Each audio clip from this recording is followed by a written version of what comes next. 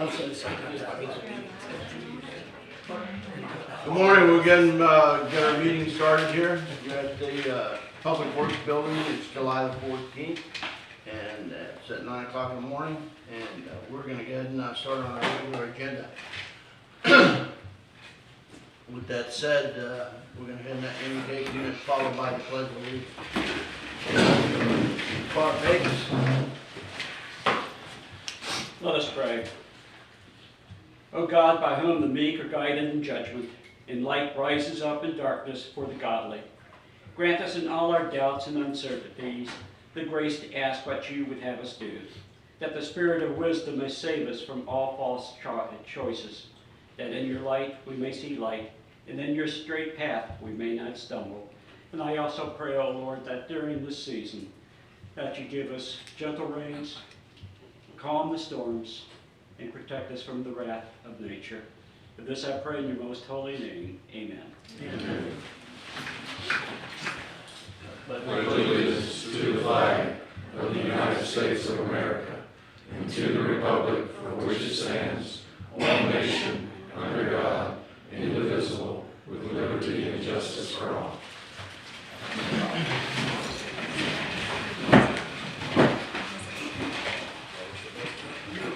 Brother Bates, thank you for your time.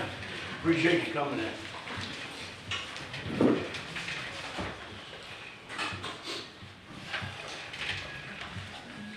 Family, take the roll, please. Ms. Levy? Here. Mr. Cox? Mr. Cox? Here. Mr. Fasagi? Here. Ms. Hamilton? Here. Mayor Moore? Here. All right, consent agenda June the 23rd and also June the 29th. Have those minutes been reviewed? Yes. Any changes or exceptions? Okay. Minutes are approved.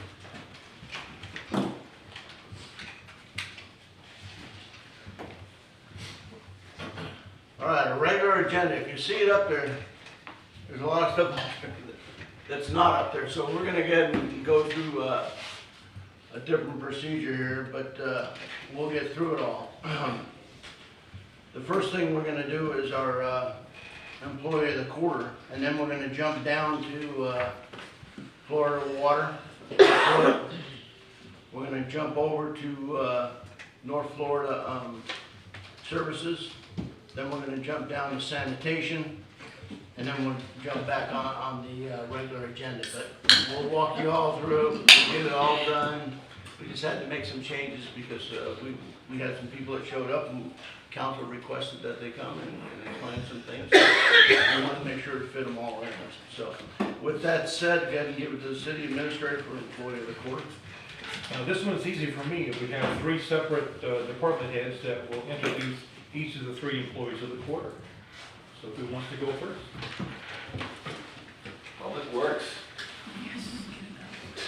You find that one employee that goes beyond her duties, and she's like the backbone of Public Works. That will be January.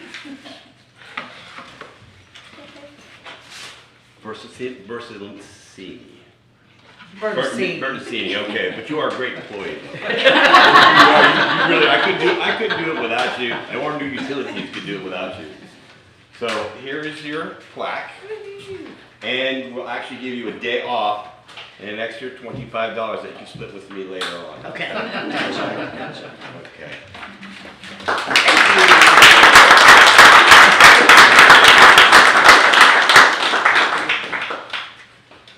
Thank you. You want this?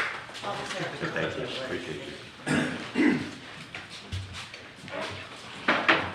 All right, Finance Department, I have to reiterate what Sam said about January. She is definitely valuable even to me in my functions here. So the Finance Department is going to recognize Caitlin Hartsfield. Last year when I did the financial audit, I made the mistake and did it all by myself, and it wore me out. So this year I recruited Caitlin, who ran endless amounts of reports. And one of the things I told her, I said, when we get a request from the auditor, we need to flip it in 24 hours. she held true to that, and one reason why the audit again was turned in on time for this fiscal year. So Caitlin, thank you very much for all your hard work. And here's your box. It's on January.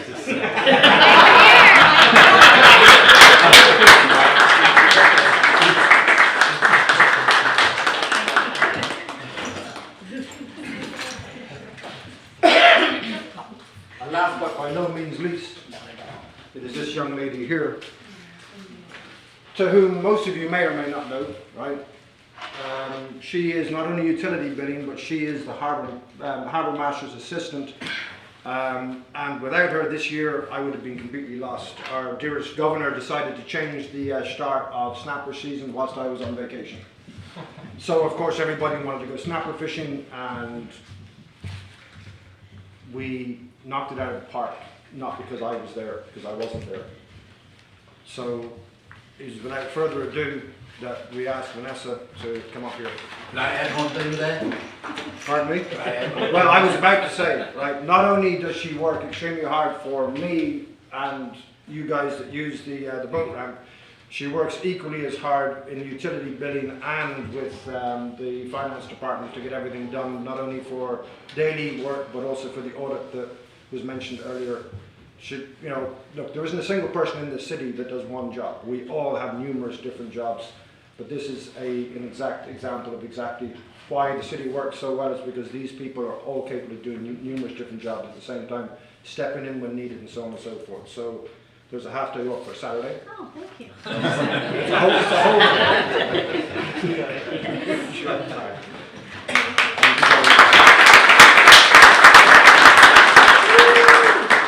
So again, congratulations to all three of you, and from me, because every one of you I interact with, thank you very much indeed for your help to me as well. All right? Thank you. You want your box for the-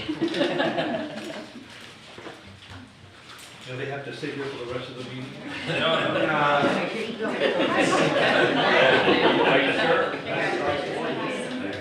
That's the one who lost the employee. That's why we are here. Back to work. Back to work, yeah. Good deal. Well, we're gonna again start off our regular agenda. We're gonna start with rural water assessment. And Ron, come on up. Thank you, Mayor.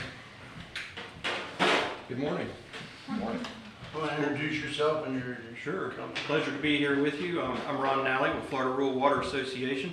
We are a nonprofit agency. We have about 2,200 members, ranging from cities as small as a trailer park all the way up to Tampa, so and everything in between. And so we assist city systems with everything water and everything sewer. And today I'm here to discuss the summary of findings for your water asset management plan and your wastewater asset management plan. And I'm going to take about 5 or 10 minutes, and if you have questions, please jump in. There's a couple of important things on here that I need you to listen and to hear, and then after that we're finished. So I'll quickly go over those.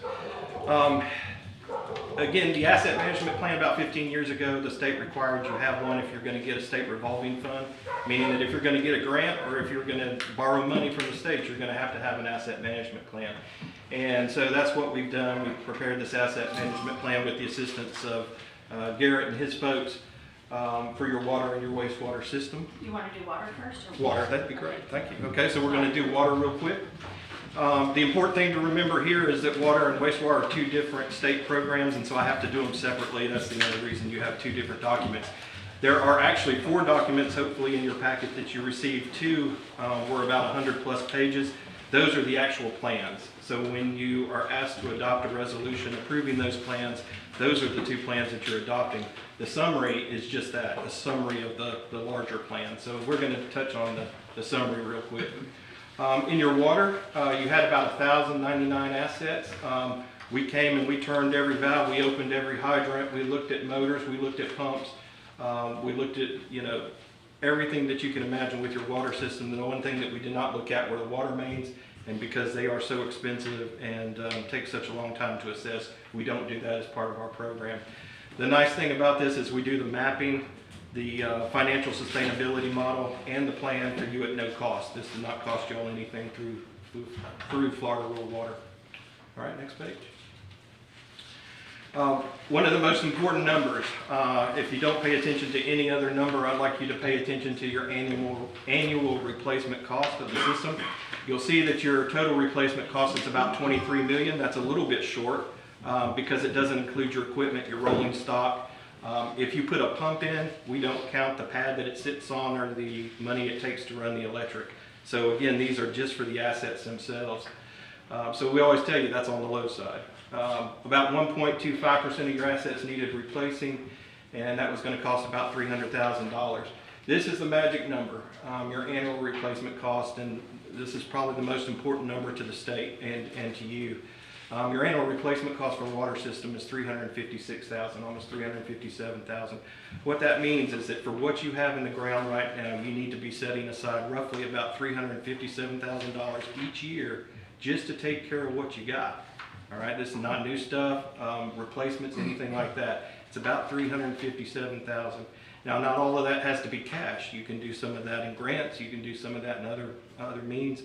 But again, just so y'all hear that, about $357,000 needs to be set aside in your water fund just to start taking care of the capital stuff that you have.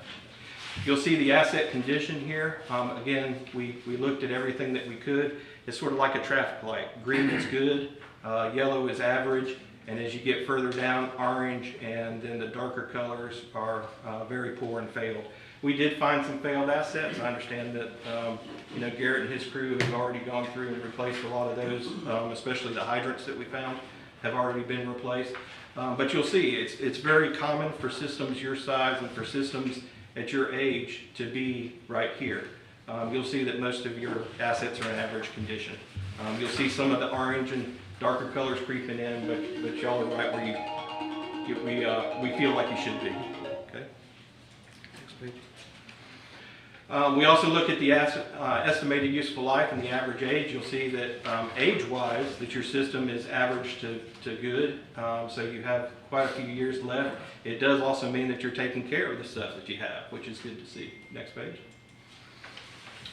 This is an important chart here. This is your asset risk and criticality.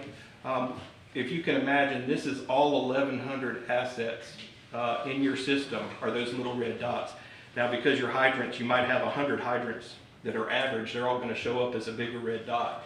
But if you can imagine all 1,100 assets there, so green is a low priority. That means that those are projects that are pretty good. You just need to keep track of. The yellow, those are medium priority where you need to monitor those projects. As they move into the darker, the orange and the red, those are when the board needs to actually start paying attention. Orange means that it should show up in your CIP somewhere, your capital improvement plan. By the time you get to red, the board should have already set aside, the council should already set aside some money to take care of that project. So that's how this can be done visually for you. All right.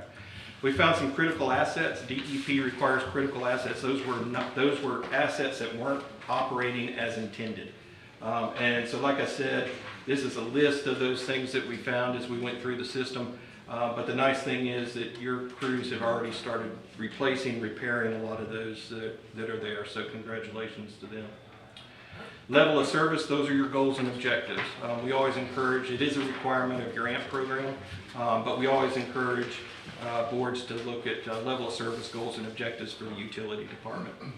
Okay. Your capital improvement plan, we take things that we found that weren't working properly, that needed a little help, and we move those to your existing capital improvement plan, and we build a capital improvement plan so that when we talk about rates here in just a second, it means that everything that we put in there can work if you sort of follow along with the recommendation. Okay.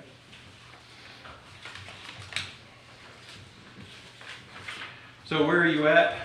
You'll see that roughly you're putting about, and again, this doesn't include grants, about $107,000 aside for your average capital requirement investment. What that means is that out of that $357,000 that we just talked about, your gap is about $250,000. So that's the amount of cash or grants or stuff that you should have to make up each year that you're not doing at this present time. So keep that in mind as you walk or go into your budget season. What we then do is we put together some rate adjustments, recommended rate adjustments, it is important when you see your resolution, you are not adopting rates. You're not adopting or approving any of the recommendations that are in your plan. What you're approving is the plan itself with the recommendations. So again, when I talk about rates here in a second, we're not saying that you have to do this. You know, y'all have a lot of competing interests, a lot of things to talk about when you do budgets. A difficult thing to do each year. And so when we talk about this, you know, we count on your good guidance to decide what's best for the system. You'll see I'm sort of a visual guy, so this chart means more to me than all the numbers. You'll see the red line on there. The red line is where your rates are now. You have your operating expenses, your debt service, so you're just right above there. So what that means is we're going to try to get you above that capital expenditure line where you need to start setting aside money. So that's the dashed line. That's the goal, is to start bringing in enough money to cover your capital replacement costs. Okay. In doing so, fortunately for y'all, it looks like just a bump of about 15% would get you to that limit there, followed by 3% annual increases after that. Now again, that's based on cost of living, your consumer price index. You can pick your percentage, but after that point, you can see that as long as you start putting aside a little bit of something, that you're all right. We always recommend to folks to do a little bit of something each year, not do one big increase, you know, once every 5 years or something. So again, y'all are in a lot better shape than a lot of the folks we work with. Again, that, you know, 10 to 15. Somebody asked me earlier, you know, why can't we separate that 15 into 2 7s and a halves or something? The problem is it lowers your savings account too low beyond the 90 days, and we don't want to do that. So that's why we talk about adjusting those rates. Now, if y'all have just passed on the costs from the county, that's probably why you're needing that adjustment, and that could be the case in this system. Okay. All right, so you can just sort of see what that means for your residential customers, $40.83 to about $46.95, and what that would mean, you know, throughout that 10-year period. All right. And we can included a rate schedule in there so you can see sort of the specifics. We'll go to the, I guess the table, the next table, a couple of pages down here. All right, some key statistics for your water. Again, about the $23 million system. Your replacement cost per capita is about $18,000. The nice thing is that 98.75% of your assets were in fair or better condition, which is super. The magic number, $357,000. Keep that in mind as you go into budget season. What that means is only about 30% of your capital asset needs are currently being met, and that's about $195 per person in your system. Okay. The next final is the priority action list. Now this is the list the DEP is going to come to you in about 2 years and say, show us what you've accomplished. You don't have to do it all. You don't have to do it in order, but you have to do something. So as you go through your budgeting process, you want to do your asset management plan, your capital plan, and then fund those in your budget. So you have to be doing something. Again, these are recommendations. They don't have to be, they don't have to be done in order, but you have to do something. All right. And I'm not going to take the time to go over those. Y'all can read all of those. Real quickly, sanitation, sewer, wastewater.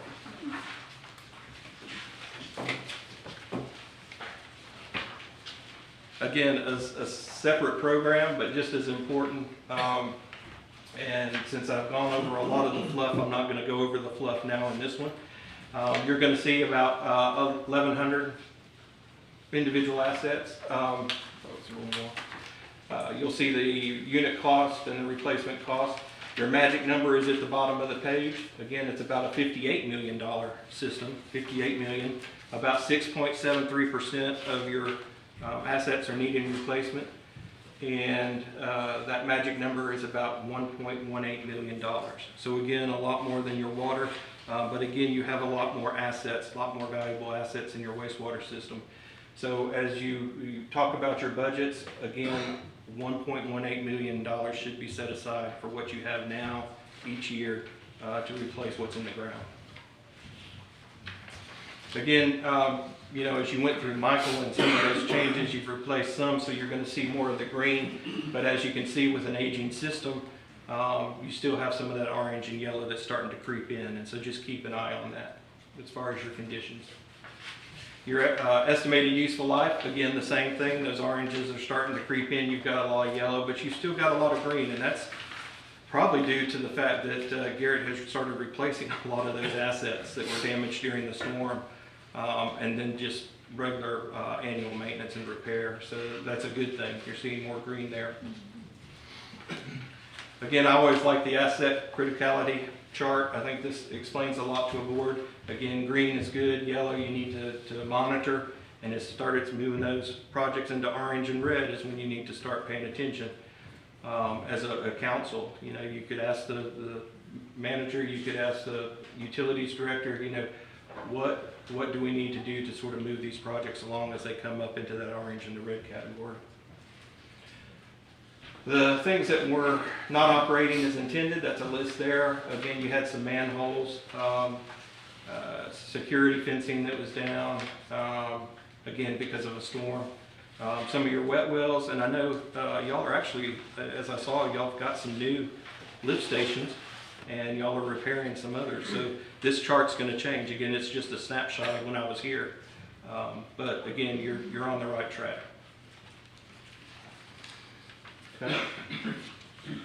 Next page. All right, your funding gap, again, you're looking for that 1.18 million. You set aside roughly about 133,000, and that's because a lot of your improvements have been done through grants and those kind of things. So your funding gap is about $1 million. And so as you move into the budget, keep that in mind. Again, it's a little tougher with your wastewater, and you can see that. We've done a rate recommendation based on that. Again, you're bringing in just enough to cover a little bit of capital, as you can see, that red line. But your wastewater system costs you more money, and so you're going to need to start setting aside a little more money than you normally would in order to take care of those assets. All right? And that's going to be reflected in the rates. You'll see that you need about 10% over 4 years, an adjustment of about 10% over 4 years with 3% after that, or your cost of living or adjustments. That means that residential rate will be about 55 to 60, so about a $5 increase if you decide to move forward with those recommendations. And again, I think a lot of that is the pass on from the county as well. If you're just doing the pass on, covering those pass on costs, it's not covering enough of what you need to do for the assets in your system. Okay? All right, we'll just go down to the big chart. All right. Again, $58 million about for your replacement cost. That's about $45,000 per person. Nice thing is about 93% of your system is in average or better condition, which is a good thing to report. Your replacement cost is about 1.18. That's your magic number. That's about 11.3% of your needs that are being met. So again, on the low side, but again, expensive. It's expensive to do wastewater. So in conclusion, we put together some recommendations for you. And those are listed there, and again, I won't go through every one, but again, the key takeaway is that, you know, you don't have to do them in order, you don't have to do them, you don't have to do all of them, but you have to be doing something. So just keep that in mind. I always, you know, tell the utility folks, go ahead and, you know, put this on the wall, check them off as you go, and then that way you can keep track when DEP comes in a couple of years and says, how are you doing? Or more importantly, when you ask for money, that's when they're going to come by and say. So. It was a pleasure serving you. We certainly appreciate the help of the finance and utilities, of the billing folks, and putting all of this together. It's a snapshot in time of your system, but it's important to have when you go and request money from the state. And Mayor, if I could, just one quick thing. This is personal. So when I was here one time, I had a medical emergency while I was out in the field. And I just wanted to say thank you to Garrett, to the fire chief. I was in the right place at the right time. And those folks took good care of me, spent a few days in the hospital. But I appreciate that. And y'all know you've got a good group of people. And so thank y'all for that. Yeah, thank you for that. All right. Thank you. We probably have some questions, but you just sit down right there for now. I have one. Okay, whatever you ordered. I think that your assessment was great. It really was very, very good, very detailed. The separation was good to know where we're going and how we can track it going forward. The first question is electronically. You sent us this report. Are the actual charts electronically, and can we manipulate those? Yes, sir. You certainly can. We provide you two things. One's a Word document, one's the PDF. Y'all can take those and change it. And something I didn't say, I was just pressed on time, but something I didn't say is that it's required to be updated every year. And so your staff gets into the habit of updating those. When we provide the mapping to you, you get all of our files. So y'all, Garrett can take those and start using them immediately in Diamond Maps. And the second is the RED plan. RED plan is a financial sustainability model. We've created those models for you, but that means that your finance folks can now take that model free of charge and start doing exactly what we do with it. Okay. Is this a proprietary program, or is it one that we could get some training on or anything? We're happy to help any way we can. It is your plan. It is your ball from here on out. So, yeah. So the answer would be yes, we could get some training. That's right. Okay. Yes, sir. Good. I think that's one of the things that I see, if you want to say lacking, is the tracking and data that we have. We lack in some areas on that. Some of these charts would really help quite a bit. Yes, thanks. Question, just one question. Julie, can you just go to one of these for a second?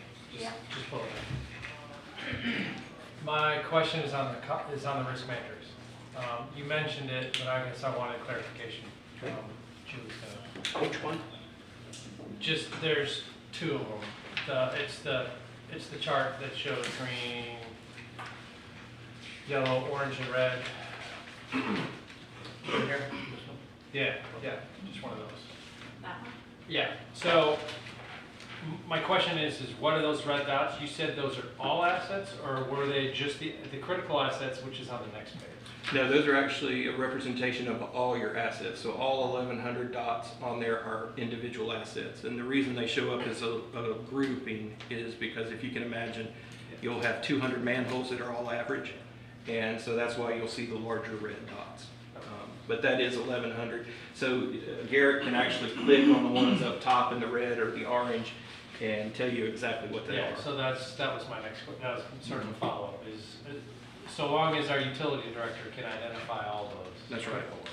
And those things that failed are usually right up there in the red to begin with. So those that are on your chart there in your table are right there. All right, thank you. I think you're spot on your pass-through on water. History shows that we've done pass-through for about the last 10 years. Oh, wow. Okay. No increase, so Right. lo and behold, there we are. And pay a little extra now. Yeah. That was my question. The rate increases that you suggested are just to meet our capital needs. I'll still have to, if we adopt or change our rates, I'll still have to add in the pass-through percentages as well. That's right. What we did in our model is we did calculate the percentage that your county cost will go up. But yes, if they pass on 3%, then you should consider the 10% plus the 3, just to be careful with it. Yeah. All right. Then my last question is, can Garrett or myself or Mel reach out to you folks to ask about funding opportunities that Sure. we could be eligible for? That's to right. Meet some of these dollar requirements? And the nice thing is this goes to our finance team once you adopt.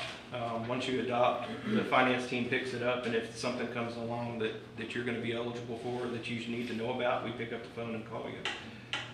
It also helps, if you have somebody that looks out for you. I know that Mary Gavin operates a lot in this area, but if somebody like her comes through and finds a good grant program, she uses the exact same information. She calls us and takes your asset management plan to make your request. Just happen to have a good grant writer in the Oh, okay. All right. Yeah. audience. And we work with Mary Gow, so. Okay, perfect. Yeah, so there you go. All right, any other questions at the table? So just for clarification, that means passing on the 40% over 4 years on the wastewater side directly to our consumers is probably something we can avoid via grants, is that?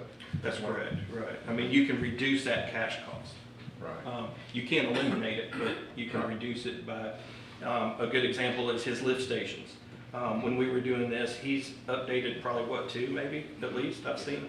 Yeah, so at least 2 of the lift stations have now been upgraded or rehab. So you can take those costs, back those out. Now, it's not a total cost, right? So you're not gonna Right. be able to reduce the 100 million, or I'm sorry, the 1 million, but you can reduce that cost by X amount, depending on how many lift stations you have.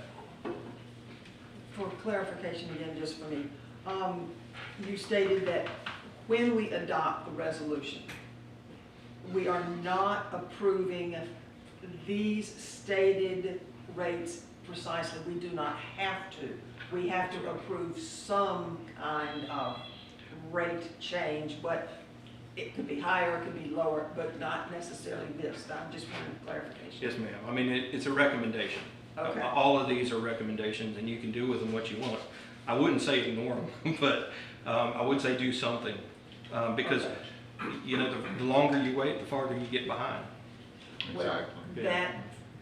That historically has been true, as the mayor said. It's been traditional for many years to simply pass the Bay County rate on as our rate increase for the utilities. Between 2010 and 2016, somewhere in there, I haven't gone back in my records and found it yet, this exact same type of review was done. And it was either by your organization, I believe it was your organization that did it for us, with basically the same results at that point, or maybe even higher rate suggestion. And it was a huge, huge shock to the community, to the payers, the taxpayers, of the rates that were suggested. I mean, they, and the council, shocked to our cores about the rates. And everybody in the town said, we can't pay those kinds of rates. So we did not do it at that time.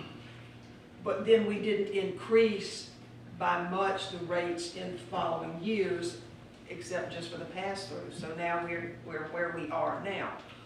But when you add this rate for the water and the rate for the sewer, and I'm sure a sanitation rate is on its way, you're looking at a massive increase to everybody who gets a utility bill.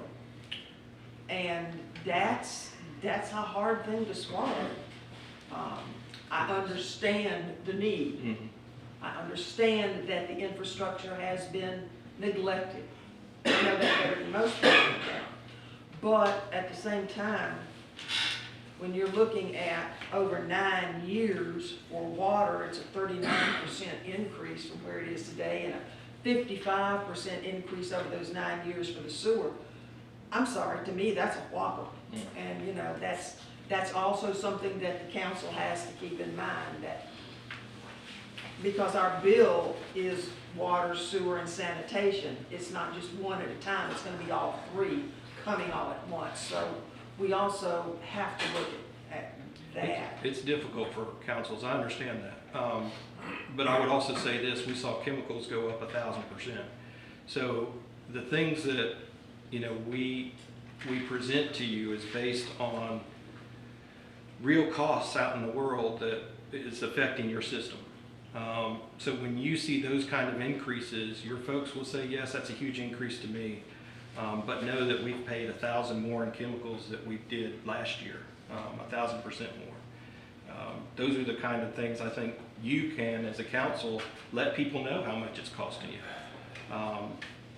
You know, I always say this, your attorney might have a different opinion, but there is a fiduciary responsibility. You'll hear people say that of a council to say we've got to raise rates or to adjust rates that are appropriate for everybody in the community. And it does hit people harder in some instances than others, but I think what you're doing is in this report, you're punching in data. that's right. And the data shows it should be a 15% increase. Historically, that has not happened. We've always done pass-through. The current rate, I think the suggested rate is like 2.7, somewhere in there from water going up from Bay County. Yeah, 4 or something. Right, so we're gonna have to adjust something between there and 15% to start that process. And Mayor, not to drag this along, I think we can just more or less cut to the chase and say, we know we gotta raise rates on both water and sewer significantly, but we also have to pursue every opportunity to offset the rate increase by grants. Yes. And I don't think, Ms. Logan obviously can speak to it better than most of us, but I know the city's never done a very good job in that realm, so thank you for your work. It's very eye-opening. Very good. Did you look at future capital needs and all and impact fee adjustments? Yes, sir, and the nice thing is we're gonna start helping the folks where we are with the impact rate fee study, so that'll be on the list. So that's coming. That's coming, yes, sir. And I think you're seeing more and more of that. You're gonna have to. Well, they'll have to have the study before. Oh, yeah, definitely. Make the Yeah, adjustment. but I just wanted to make sure it was coming. That's right. So that, I got on their list about a year ago. Yeah, so it's the finance is a popular program now. A lot of folks are moving towards that. Yeah. And that will be coming, what, in the next calendar year? We are, let's see, 2 things for Mexico Beach. One is the impact fee study, and I don't know what the time frame on that is, I can ask. The second, which I know they're working on now, you have a very complicated rate structure, to say the least. More complicated than a lot of them that we look at, and so we're going to recommend a rate structure that's a little easier to implement. Okay. So, Any other questions for the table? So the next step is to approve a resolution adopting this plan, or these plans, at the next meeting. Right. And just to be clear, if we adopt the plan, we don't have to raise rates by 15%. We could do it 14%. No, we're not being forced to do anything The yet. adoption is not on rates. Yeah, we can do a pass-through if we wanted to, but it'd be obvious that we should probably should. Okay. do you need 2 separate resolutions? You do. So, they recently said you could combine them as long as you identify both plans in the resolution by name. So as long as you take both of them and put them in there, you can do one resolution. They like to see 2 separate just because they're 2 separate programs, but whatever makes y'all comfortable. And he included a sample resolution. Well, what, are you gonna draft, do an initial draft or who's doing it? The draft has already been made. We'll send it to you for your review. Any other questions from the table? I just want to open just the audience. If we have a question at the audience, come on up.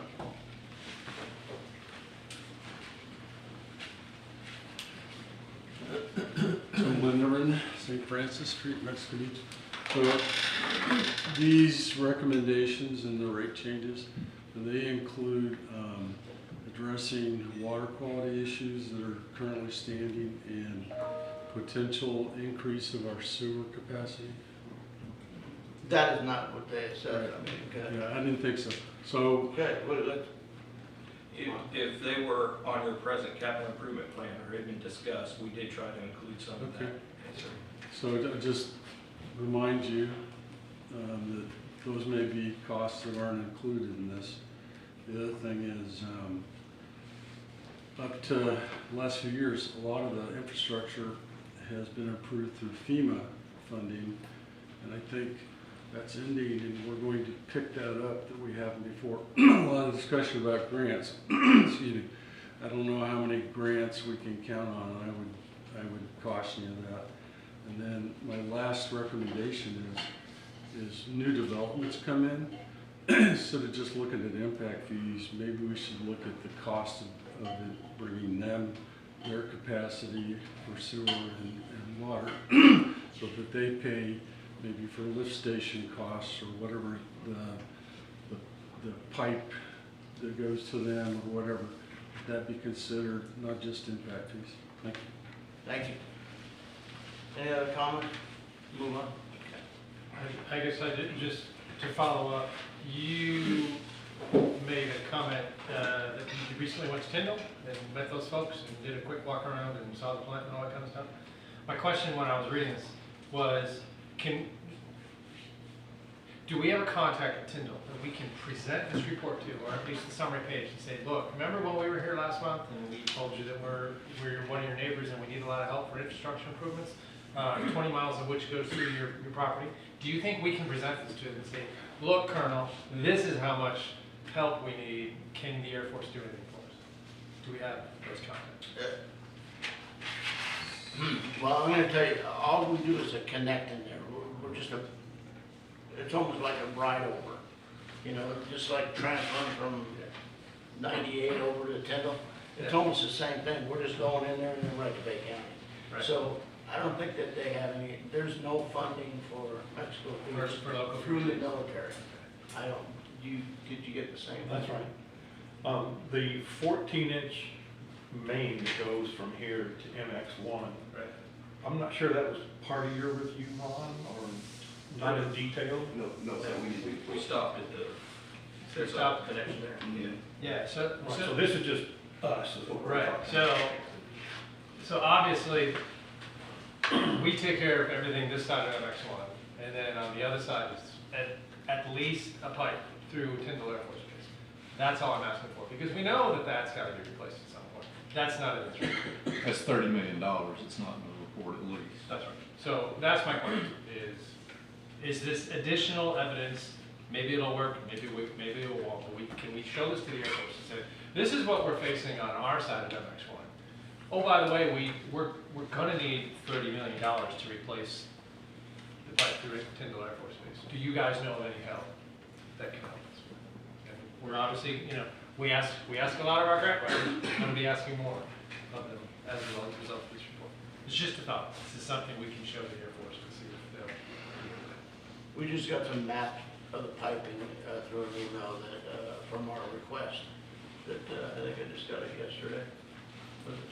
It was yesterday. Yeah, so we could look at that in future meetings and see how it lays out, what things we can get help from. They said it really can't be a public document, though.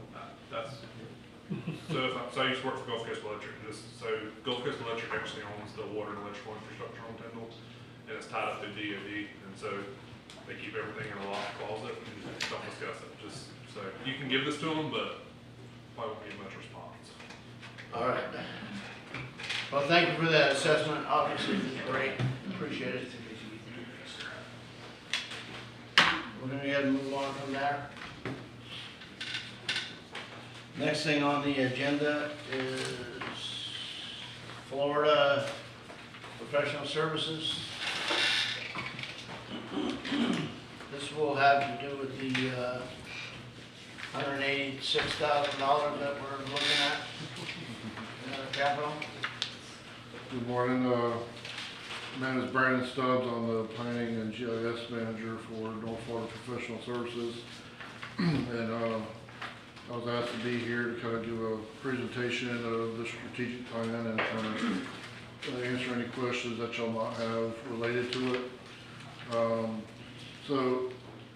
I guess I'll go first of what the strategic plan is and what it can include.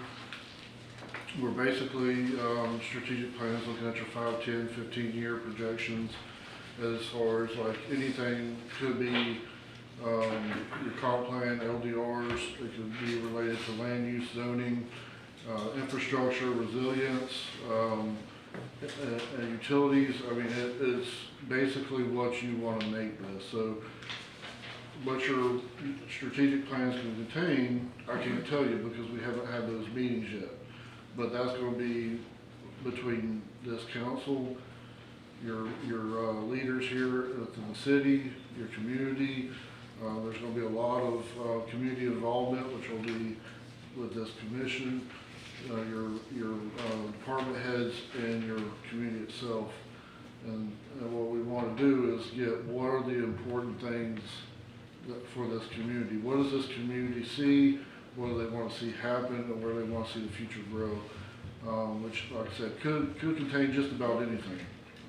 And then, I don't know if Mr. Mel gave you the little methodology sheet that so hopefully you've had time to kind of read through that. I put that together yesterday real quickly. But the first step will, of course, be community engagement and getting the information.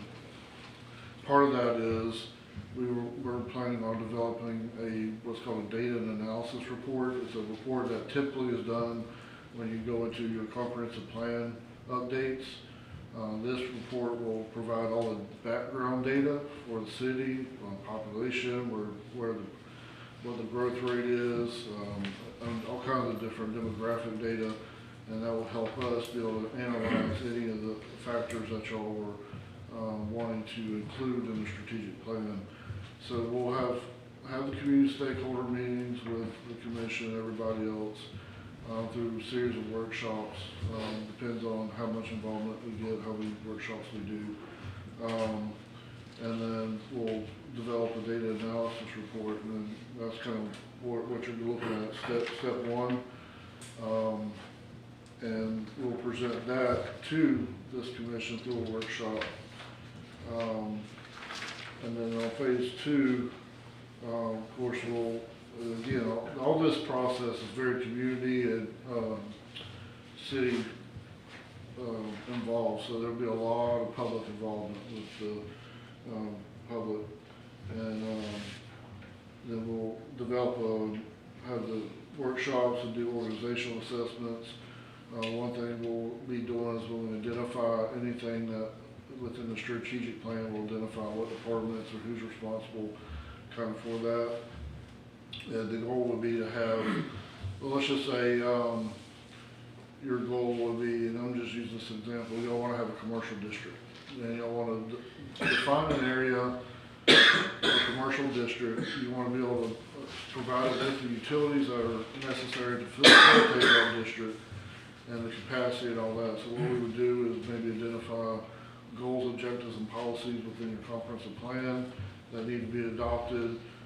We might look at your future land use and zoning map and identify those areas, whether it be through some sort of overlay district or just amending the future land use and zoning atlas districts. They might be creating new districts or creating a new land use or zoning category to facilitate certain types of development that y'all want to see.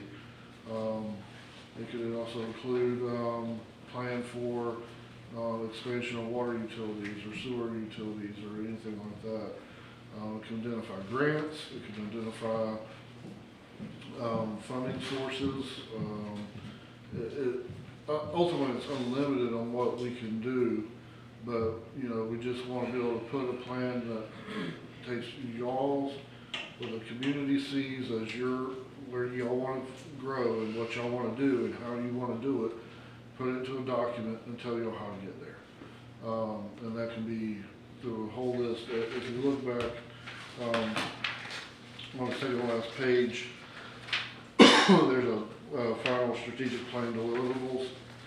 Not all these may be applicable. I just put them all in there. Depending on what y'all were wanting to do, some may not apply. But, obviously you have, we want to have a vision statement for the community. We want a mission statement for the community. And that can be, your vision statement could be something as simple as, coastal living at its best, some kind of vision for how you perceive this town and how you want it to be perceived to people outside of this community. And the mission statement could be, however y'all want to proceed and move forward with this vision. We'll identify the core values, frameworks, strategic focus areas. Like I said, especially if you're talking about like wanting to have certain types of development within certain areas. And of course, it'll break down those things within 5, 10, and 15, because some things you're not going to do in 5 years. You may want to do it in 5 years, but it may be that, okay, here's what you can do years 1 through 5, here's what you can accomplish in 10 years, here's what you can accomplish within 15. The other thing that I would like to mention is once you get this plan done, this is something that y'all need to revisit annually. Everything changes on an annual basis. And once this plan is developed, it needs to be, one of the things said was, y'all don't want a document that just goes on the shelf, right? And the way to do that is to constantly look through the strategic plan once it's developed, and you may come up with next year you may say, oh, well, you know what, we got this other idea that we might think will work into the strategic plan. Revisit things on an annual basis or constantly, and the ultimate goal will be to have measurable outcomes, right? So within year 1 through 5, these are your measurable outcomes, and constantly analyze, are we on track for this? So if we're heading this direction, are we on track or are we falling behind? And so every year, all that needs to be updated, you know, according to what you've accomplished, what you want to do to move forward.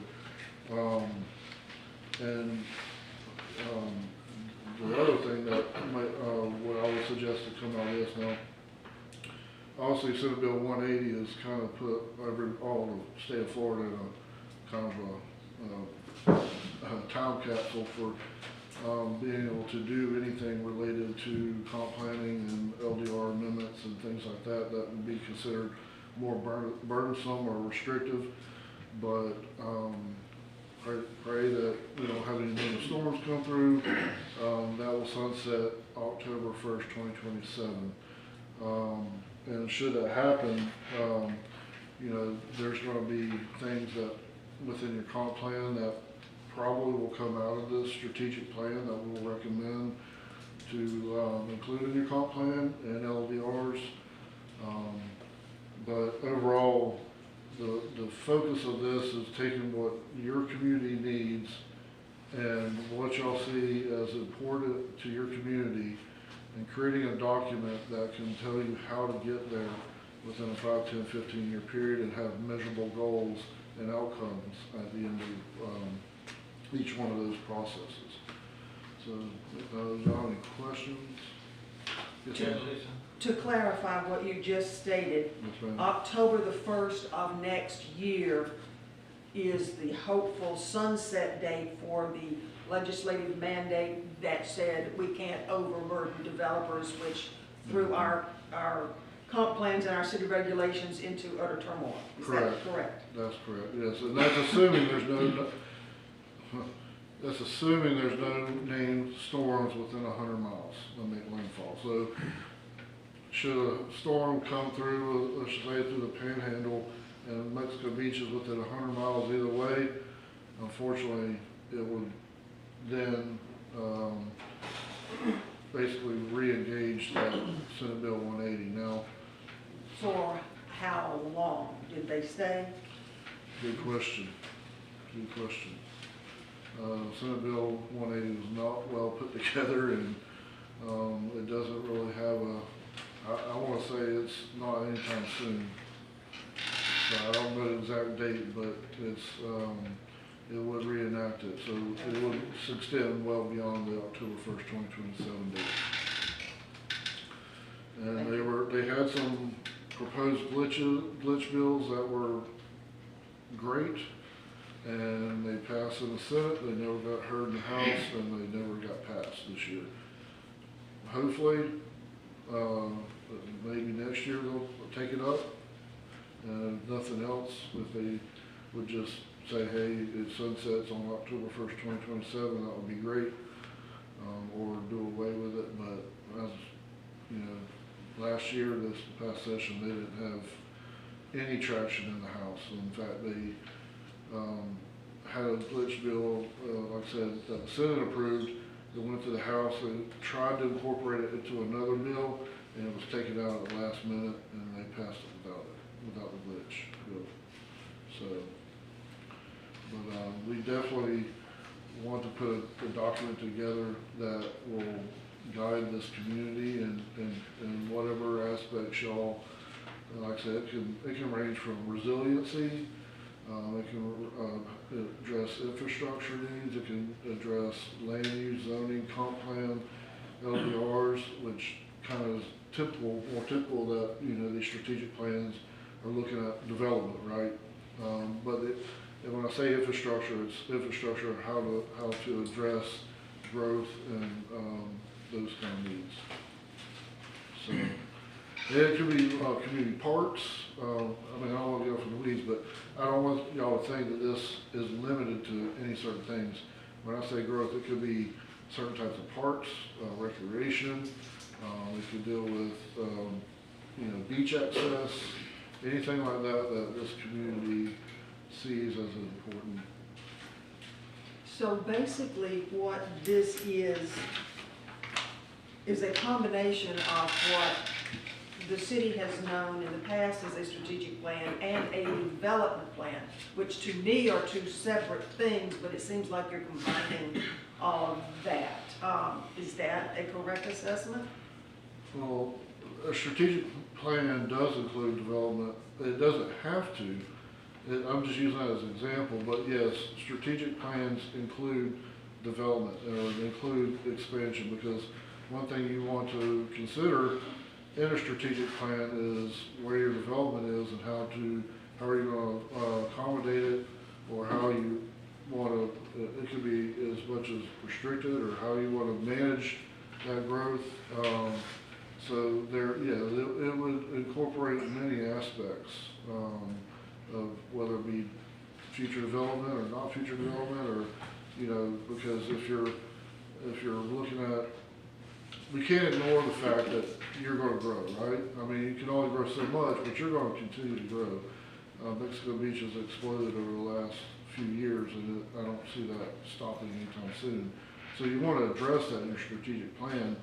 I don't think it would be advantageous to ignore it for by any means. You talked about docks on the shelf. We have docks on the shelf for city planning, do we not? Yes, we do. Well, We just dug them up a couple of months ago, I remember. Right. Yeah. Have you viewed any of those yet? I have looked through your comp plan and LDRs. You know, I haven't like studied in depth, but yeah, I have looked through your comp plan LDRs in the past. This process looks like it's gonna take a year. Yeah, a year would be a good assessment. We have. When you do your deliverables, you had 5, 10, and 15. Are you gonna give us a process that's gonna show us 5, 10, 15, or are you asking us to pick one? No. So anything that y'all decide that y'all want included in your strategic plan, we will identify whatever projects or whatever avenues to reach that goal that you have. And is that goal going to be a 5-year plan? Is it a 10-year plan, or is it a 15-year plan? And because some things you might not be able, you may want to do it 5 years, but it just may not be, you know, physically or financially possible. So some things just might be take longer to deal with. Like if you're looking at infrastructure, you know, sometimes, you know, we might want to upgrade in the next 5 years, but if you're looking at grants or you're looking at funding sources and all that, by the time you go through all those processes, get the engineering done and all that, it might be a 10-year plan.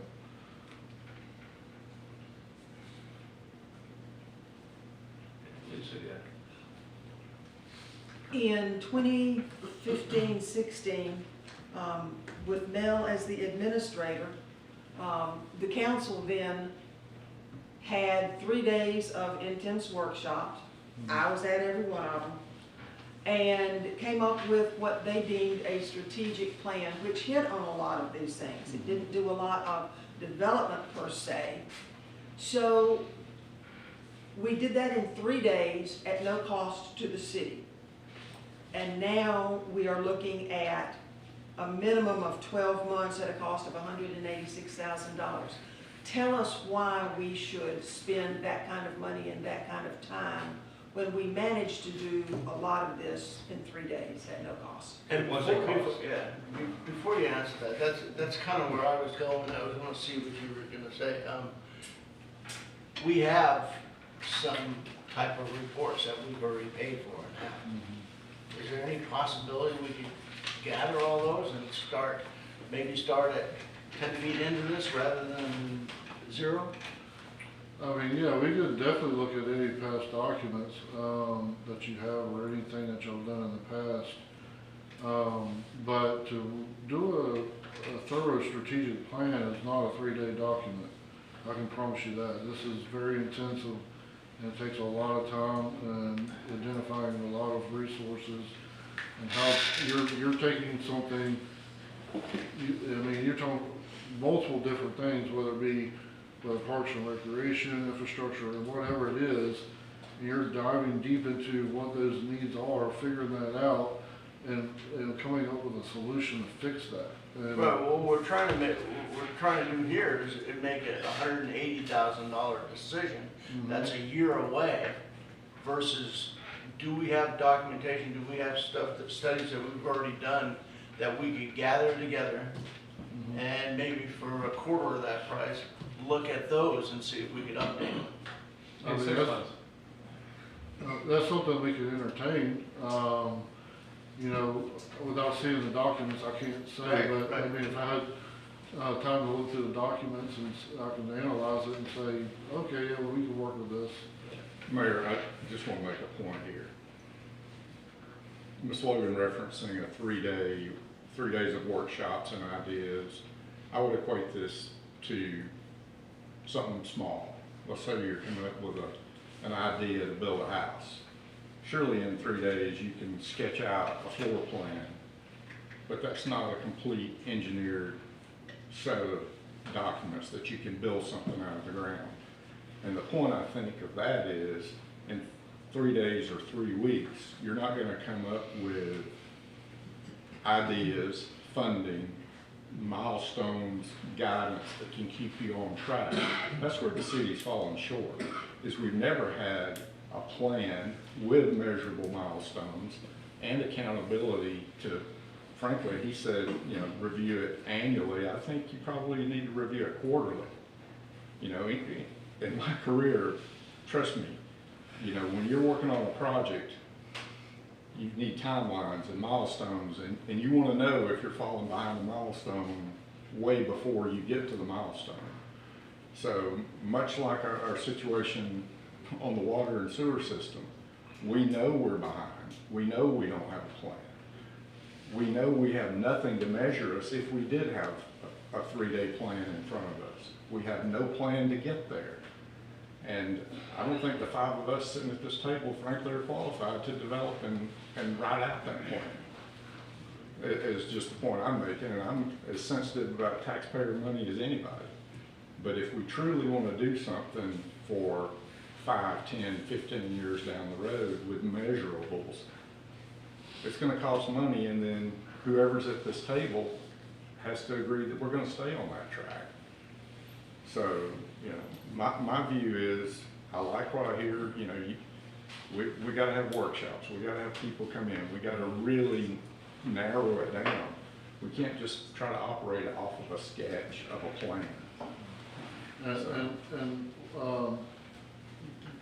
this process, and especially according to your proposal that went out, is very, very involved with this council, your employees, and the community itself. And one thing that we really want to focus on is having as much community involvement, having community workshops, we want to hear what people have to say. And take what the citizens are saying through community surveys, workshops, everything. And it could be everything from quality of life surveys to, you know, what direction do the people see the community growing in, what they would like to see as far as, it could be anything from retail shops to restaurants to more parks to amenities at certain areas of the beach, or, you know, it could be anything. But we want to try to get as much public involvement and citizen participation so that we can present that back, because y'all need to know what your constituents are thinking as well, right? So it's a very, very heavily involved public participation process as well. And like, Mr. Steve was saying, we want to be able to take this, and this isn't going to be like a little 5-page document. This is going to be a thick guide that identifies all these areas and breaks everything down with step by step and how to achieve what you're looking to do. I mean, it's a very intensive document. It's not just a little, you know, you look at some of the strategic plans that you see that might just address one little area or whatever, and they're like 12 pages. This is not going to be that. This is going to be a very in-depth document. The data and analysis report alone will probably be, you know, 50 pages. And that's just the background document that we're building this document off of.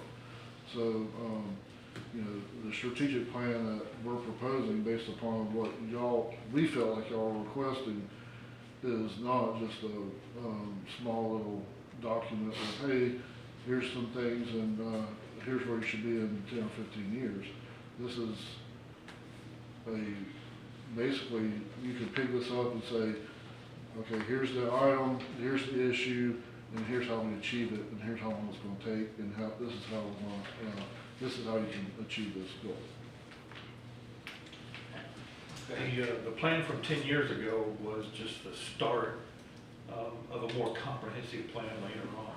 It did cost us almost $4,000. But at the time, pre-hurricane, we simply did not have the financial wherewithal to adopt something of this magnitude. Then the hurricane hit and all bets are off. So we do have a little better financial means now. So something like this is very important to kind of guide us into the future. Yeah, I mean, y'all have a beautiful community here. Been coming here for years before Michael. So I know where y'all were at before and where you're at now. I mean, what y'all been able to accomplish in the last 8 years is honestly pretty impressive.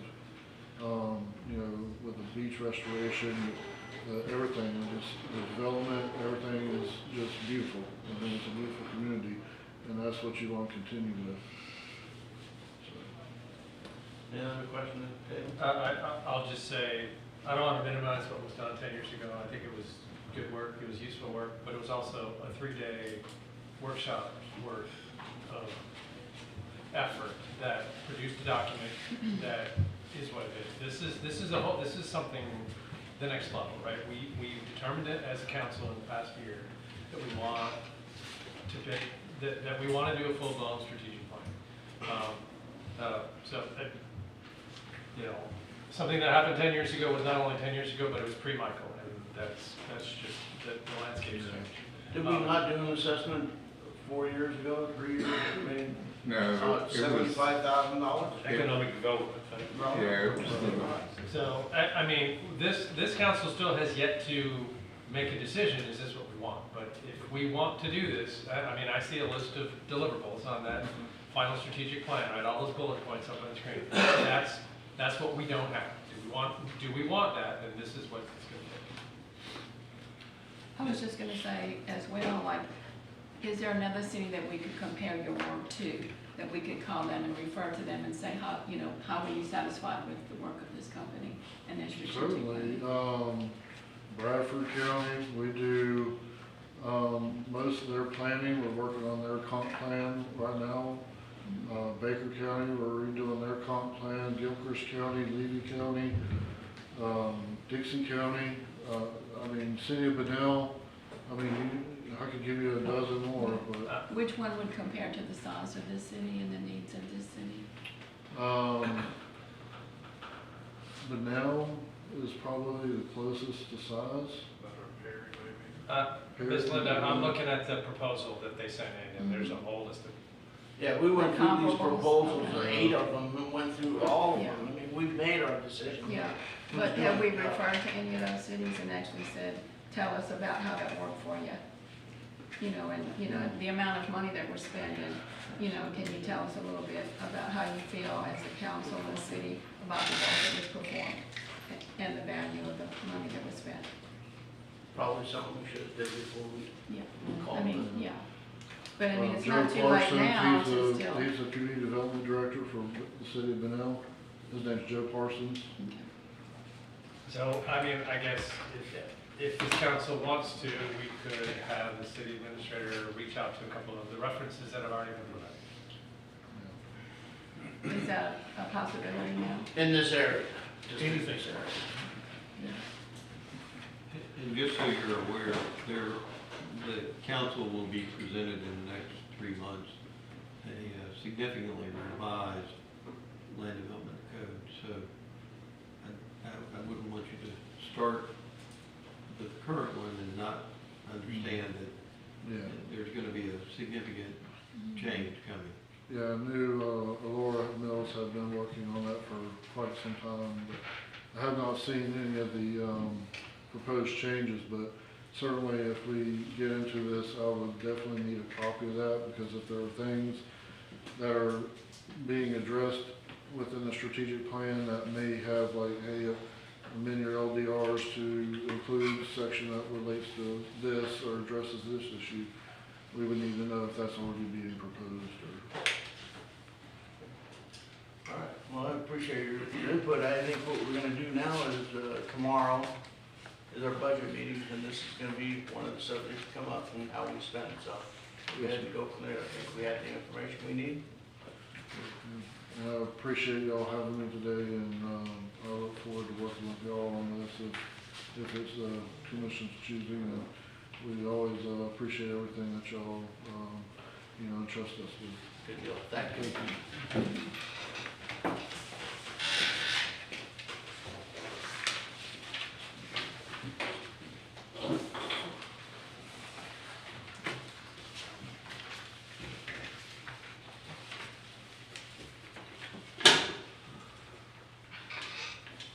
We're moving on to sanitation. I'll start out while those folks are walking out. Okay.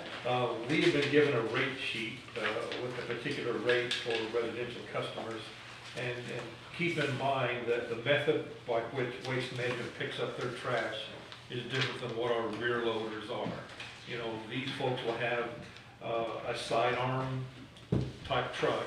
And so this rate is based on the fact that their driver will drive around and never have to get out of the cab to pick up the can, which should be at the side of the road. The exceptions to that, of course, are people who have their trash cans in a bin or something that requires getting out, opening the door, pulling it out, and that sort of thing.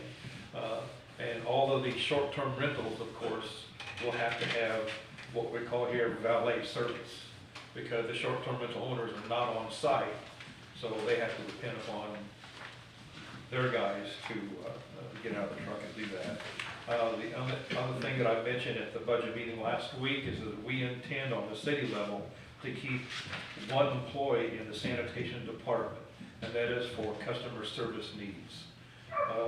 Case in point, someone calls and they said they overslept, didn't get the trash can out to the side of the road. Can you come pick up my trash? Well, by the time that happens, your drivers from Waste Management are probably other side of the city, or maybe even halfway to the dump site and not available. So you can still call our public works office and still get our one employee in the nice truck that we've got and go ahead and make those customer service additions. Also, we still need that one sanitation employee to take care of the beach cans on the beach. And we also need that employee to take care of the cans at the pavilions, as well as the fish locker, at the marina. So those are the things Waste Management will not have to do. So the rate that we're given here, of course, will have to be more than what you see here, because we have to keep somebody. So we have these rate sheets here, so I'm sure the council has questions. And so after Mike and Danny introduce themselves, and we can go with the questions. Sure, and thank you for having us today. My name is Michael Beatty. I'm with Waste Management, been with them for about 4 years. Came from city government previously over in Fort Walton Beach, and so some of the stuff you've already talked about today makes me proud that I'm on this side now, but, because those are some tough decisions that y'all have to make. But I do want to say that we appreciate the process that y'all have gone through for this. Doing an RFQ really allowed us to interact with your staff and go over whatever options, whatever levels of service that the city has provided or wants to provide. It allowed us to really give as many options as you wanted to see, and you know, if and when we get to the contract discussion, we can put as many of these options in there. So if you ever go down the road and want to change some services and things like that, this process has allowed us to really be really have an open slate or clean slate to do that. So I'm Danny Zickerfoos. I'm the operations manager for Waste Management in Panama City and Bay County. Been here going on 31 years, and a lot of experience in the area. So you want it, we can make it happen. So. And keep in mind, these rates are based on the fact that we will still bill our customers and pass through that money to Waste Management. You know, that allows them to decrease this rate to what it is. Otherwise, it'd be much more than this. Also, it's customary when you do a franchise agreement, there's usually a franchise fee involved. If the council wishes to impose a franchise fee, this rate will of course have to go up to accommodate that fee.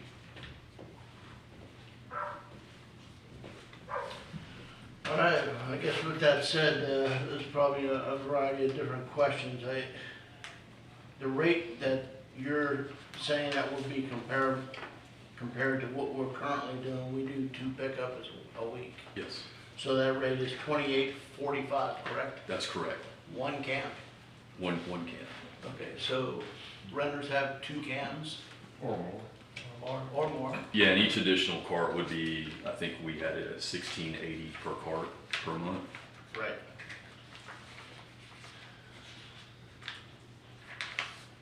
And then we also separated the valet cost out as well, so you can evaluate for your budget purposes whether it's better to keep an employee to do that instead of having us do that, which, you know, to be honest, we would recommend that you continue to do the valet portion, because ours is the $4.05 per cart, not per resident. I'm not sure. Go over that one more time. How do you? The valet service, that would be for us to get out of the truck, or our driver to get out of the truck and get it out of the bin, dump it, and then put it back in the bin. That our price, because of the type of truck we use and for safety reasons, and you know, our automated side load trucks, they're built for safety and efficiency, and we usually require them to be at the curb for that type of truck to go by, pick them up. Danny can probably talk more to that, but. I do have one question. Mexico Beach is not your normal city, and that we have a lot of one-way streets where you have to back down, which is not easy, of course. But, you know, you'll have residents on either side of the street. And so let's assume that everyone down there is all residential customers, and they each should be bringing their can to the side of the road on their own, and most people will be able to do that. But if you have to back down, the sidearm is only on the right side. So what happens to the people on the other side when they have brought their can to the road? Are you gonna charge them extra $4 to get out of the truck and take it over? We usually would do a back down it and we pull down it and back out of it. Okay. That way, you know, get on both sides. So you're making 4 trips down each road? Well, if it's a dead end road, then yeah, we're gonna pull down. Now, generally, it's a U-turn, come back out, right there, so I come about it. But if it's a dead end road, then now we'll back down, pick up one side, and then pull out, and then pull down, pick up the other side, and back out. So 4 trips down each road. So just, you said something I find curious, and I do know, because we have some neighboring communities that actually they pay a guy to run around and pull the cans out in the morning out on the Cape, and then go back in the afternoon and push everyone's can back. In the case of our situation, it's kind of unique. We're a beach community, a lot of rentals. We're telling our our rental folks that look, your house, your condo, you gotta have a minimum of 2 cans, which is gonna add that charge. If the city's gonna staff, and we're gonna assume that responsibility for pulling cans out, how does the council, and more importantly, Sam and Mel, how do y'all feel about enough staff to do that every week? I just, One can't do it. one guy can't do it, I don't think. For all the rentals and the residents that want valet service. One cannot do it. And then twice a week, are you gonna just come here 2 days a week and do the whole city, or are you gonna do what we do now and do 4 days of pickup over here? We'd have to look at it and see. I'm not sure how the boundaries that you got set up now, but from just what we've seen as an observation, it'd probably do the same thing. Monday, Friday, or Monday, Thursday, Tuesday, Friday, kind of like you're doing yourself now. You do the east side and the west side, or you do it all, he's asking you, or you can't do it all, the city all at once? How many homes do you have? I don't have that data, I mean. Just Say, ballpark? So we have 1,600 accounts, water accounts, so. It'd probably take two, we probably have to do is split it up due to the fact that trip to the dump, come back, because the truck won't hold 1,600 homes in it, so probably 800 homes in a truckload, and you have done it, so probably do just like you're doing. Half the city Monday, Friday, or Monday, Thursday, and half the city Tuesday, Friday, kind of like you're doing right now, so. There's a possibility. If we end up dumping down here at St. Joe, then, maybe we can get all one. It depends if we have to go to the landfill. We're much more condensed than St. Joe. Yeah.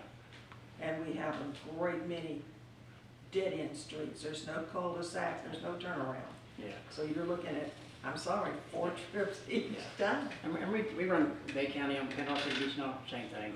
You get a lot of dead-end streets down there, same way, so. have you guys looked at the route? Not really looked at a lot. I've done some riding around behind some of your guys out here and seen what it's like, but, How can you bid the job without looking at the route?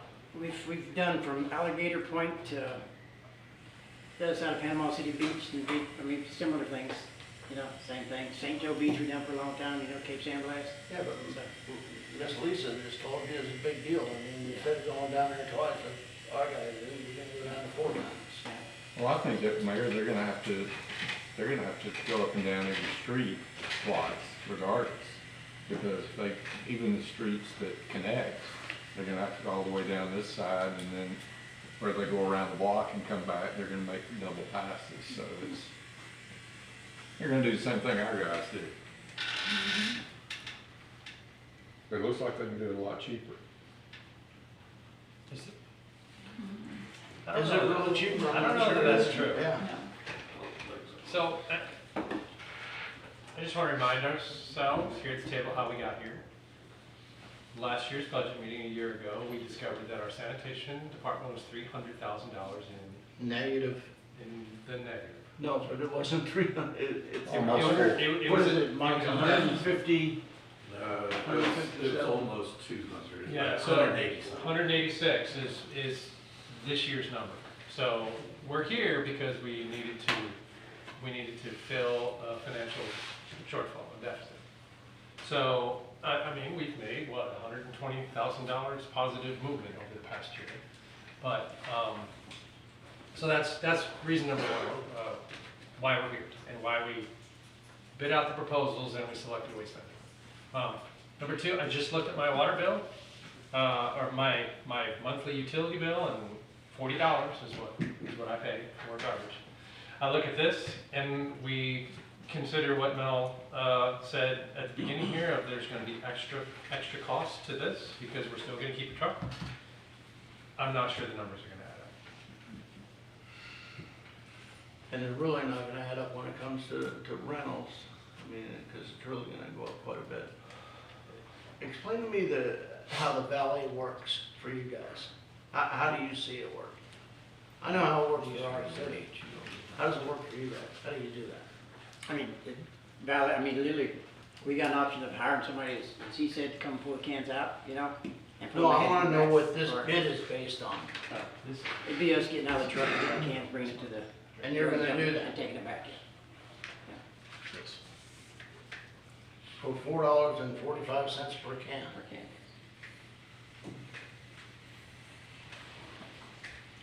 You're gonna take it out of the rack if it's in the rack and put it back Back on. to the back, yeah. We did similar thing, same thing at St. Joe Beach and Cape San Blas. We do the same thing. Well, most of there's a backdoor service. We've done it down there as well. And put it back and get done. But that's So- leaving it at the, No, we went behind the house and got it. No, it'd be, take it from where it's at and then put it back from where it started. Yeah. Yes, So, so you go up to the house. and yes, get it. yes. a question, look, I'm a numbers guy, dollars and cents.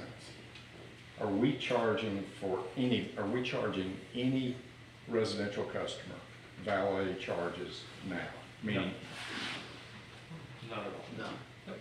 Valet service is free today. We discussed that a year ago. We were gonna do it, we decided not to. Hold off. okay, well, we're still, 100 and however many thousand in the hole. We're either gonna have to, we're gonna have to go private, or we're gonna have to significantly start charging all the rentals valet, and the people who select to have a valet, if they're full-timers, they're gonna have to start paying for it. Because we gotta get that enterprise fund in the black, if we elect to keep sanitation as an enterprise fund. That was the discussion, prior to these meetings, that we would watch and see how it went when we put in the new cans, and then eventually say. So here's what I'm gonna say to the council and the public. If the city is telling me at $28.45, and I'm gonna have to add $5 to that to help defray the cost of keeping a sanitation employee, I'm still about 20% cheaper based on their proposal than I'm currently paying. We've already said that we're clearly gonna have to raise water and sewer rates. I mean, I don't know. I mean, to me, it's just pure dollars and cents. And this is incorporating yard waste as well, which I don't necessarily think we were accounting for the whole yard waste thing going forward in the past year or two, that this financial shortfall has been part of the sanitation department. So Mayor, I mean, we can try to figure out, these guys are trash professionals. I'm not. We go up and down streets just like they're gonna go up and down streets. So if my bill is gonna be, just as a ballpark, $33 a month, or $33.50 a month, that's still almost 20% less than I'm currently paying for the same service.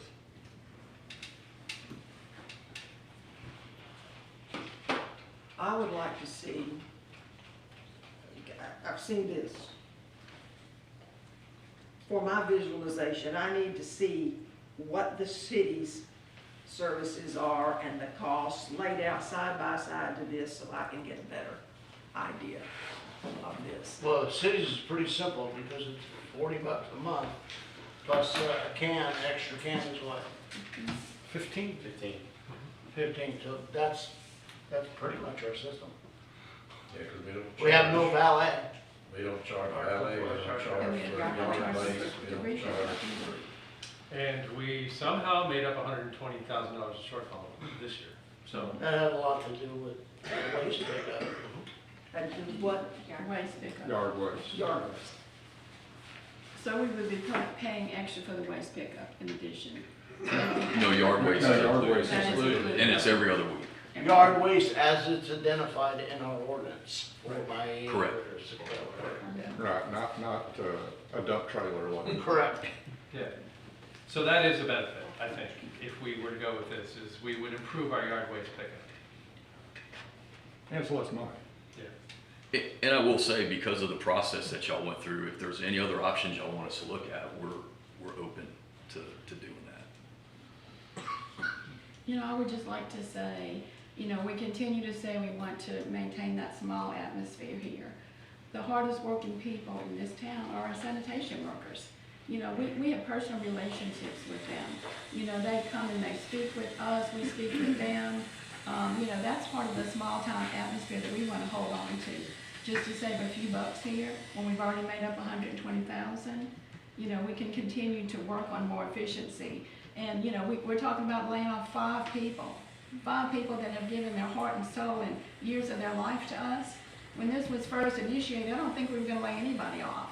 But now there's no place for them, and we're going to expect one person to do miracles, you know, amount of work. And we're going to lay off 5 people that have given us their heart and soul and years of good work. There's more to this than just about the money. We can't beat the quality of the service that we get from the people that we currently have. I agree in a lot of ways with Linda. I also understand that we're looking at figures. I'm not a numbers person, although I do understand the basic math. But I am concerned. One, I do not believe that what the city will continue to do can be done with one individual. And you're talking about moving the fish trucks, doing the beach, and whatever else needs to be done. I think it's going to take 2 people instead of 1. We have sanitation and parks and recs. And I am concerned about the sudden news that we would be losing, laying off, letting go some of our workers. That does not sit well with me at all, regardless of the numbers. I don't see. You know, just another example, like when a bear gets into somebody's garbage and they spread it all over the street, these guys are going to keep going. Our guys get out in the heat of the summer and pick up every single piece of trash that they see all over the street, no matter where it is. We're not going to get that kind of service. You think we're going to do that? Oh, yeah, we believe in customer service, 100%. Okay.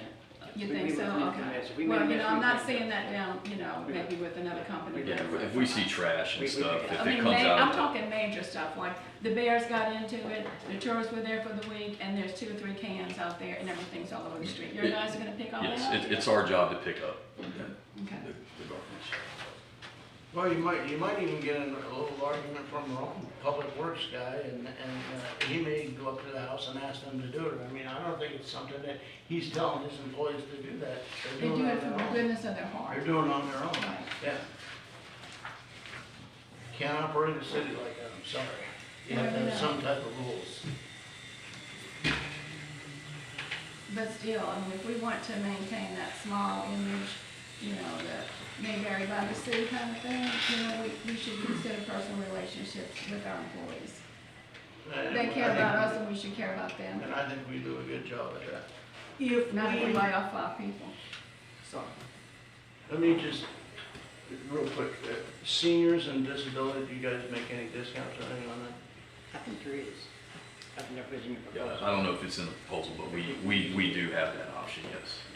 How is it treated in other places? Is it 10%? Is it free, valet free, or what? It's, I mean. So if we have someone homebound and can't get their trash to the curb, We usually go back, free back door. We just Free go back get the door. back door. Yeah, we don't charge for So would you commit to a 0 senior and disability if we produce some type of form that proves that? it. Yeah, we'll go get it.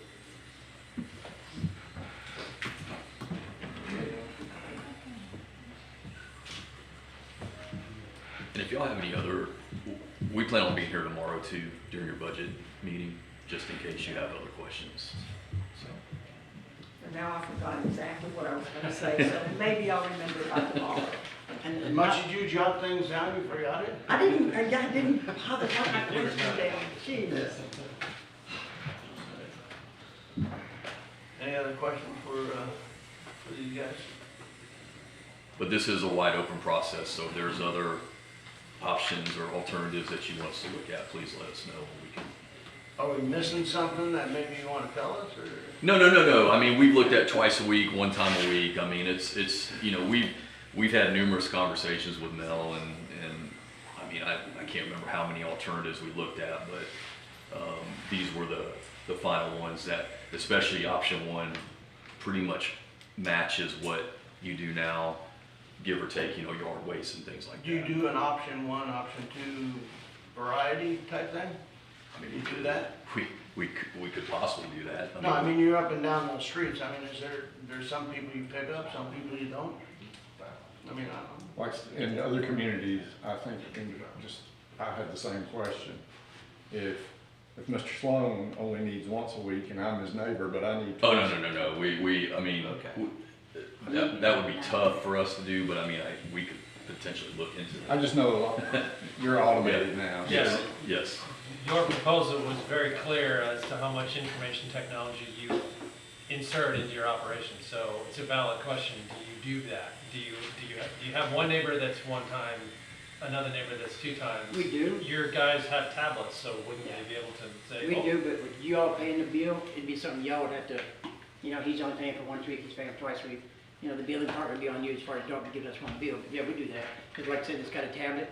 The guy sees just what's on his tablet, that's what he picks up. Then that's So you could identify it on your end? We can. In essence, probably. Yeah, we can customize our pickups, but yeah, the billing part would be. It'd be on you.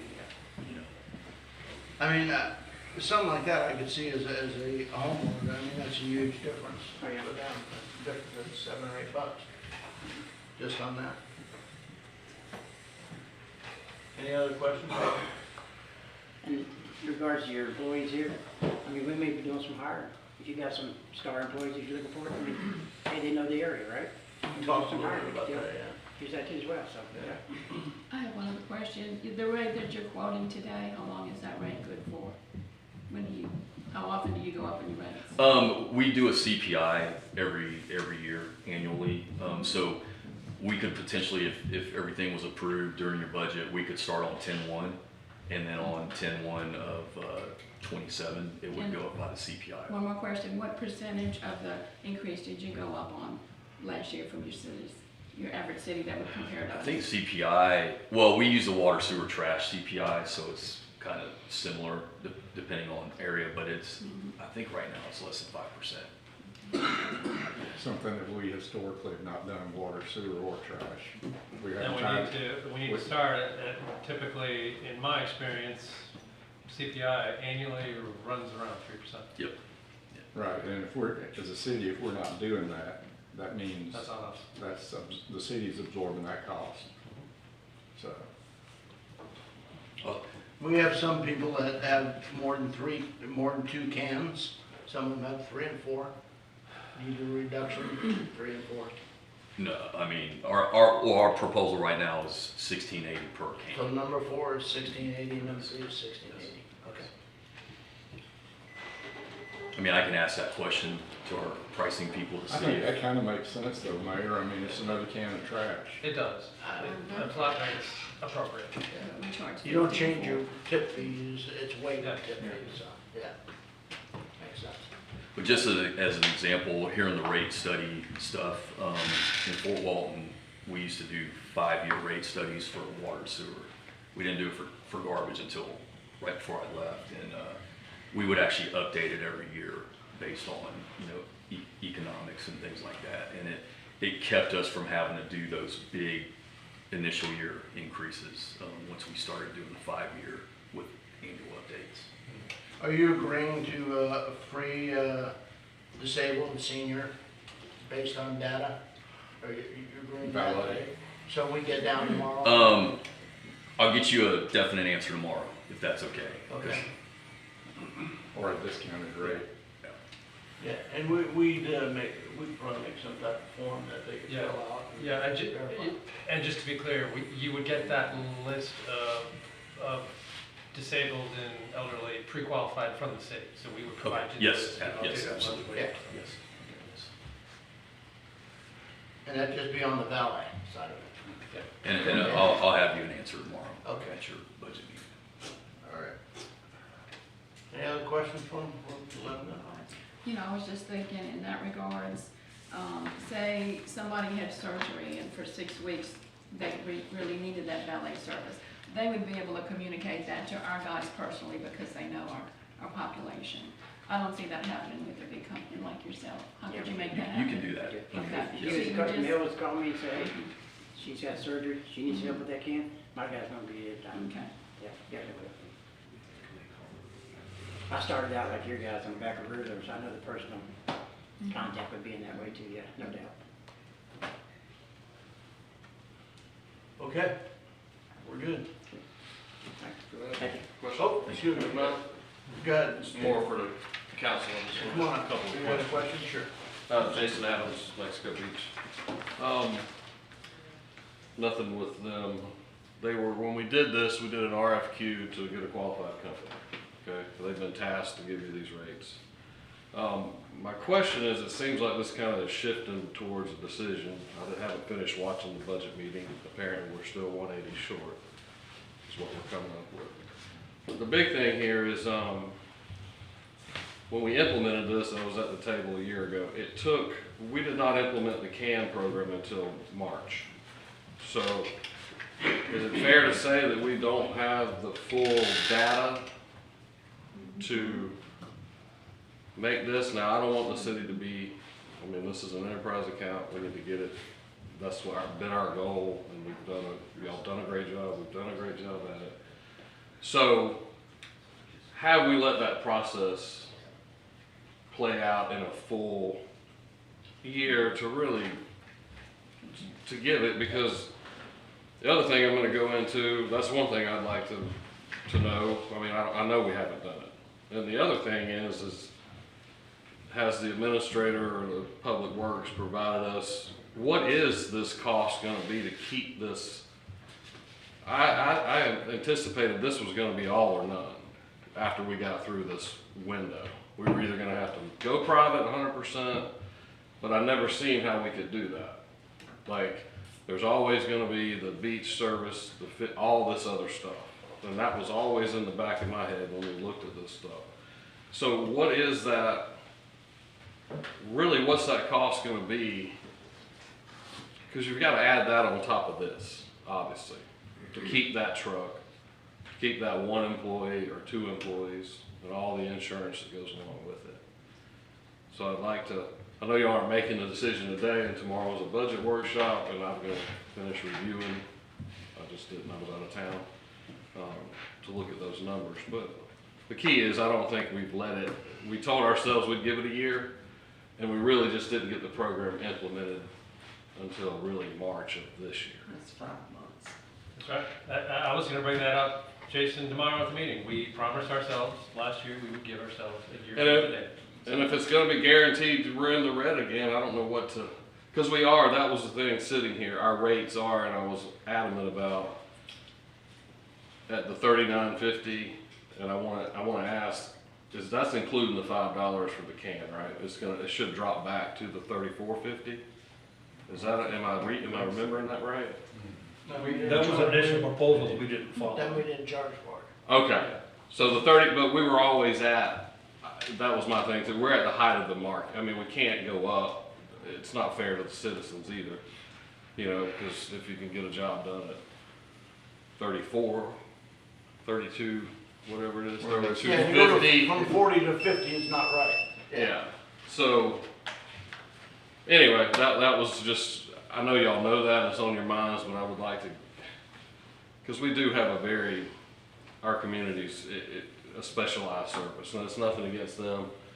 We all want to save money, but we'd be crazy to think that there's just more to this. It's just because we're specialized. Anyway, thanks for. Okay. Thank you. Thank you, guys.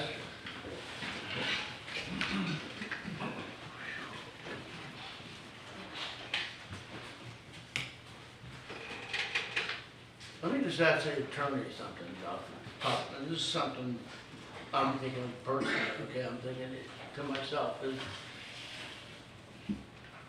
Sanitation's always been a real touchy situation in Mexico Beach, and I agree with Miss Linda on a lot of the facts, that our employees are very, very kind to our citizens in the job that they do. I understand that, I see it. It looks like maybe the company too, they may do a little bit of that too, personal touch. And I know the council's responsibility and what they need to do and financially and make decisions and things like that. That's what we're here for, I got that.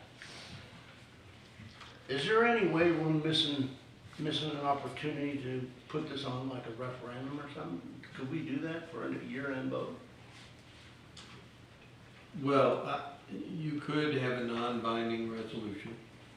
I say a non-binding vote that you could put out there.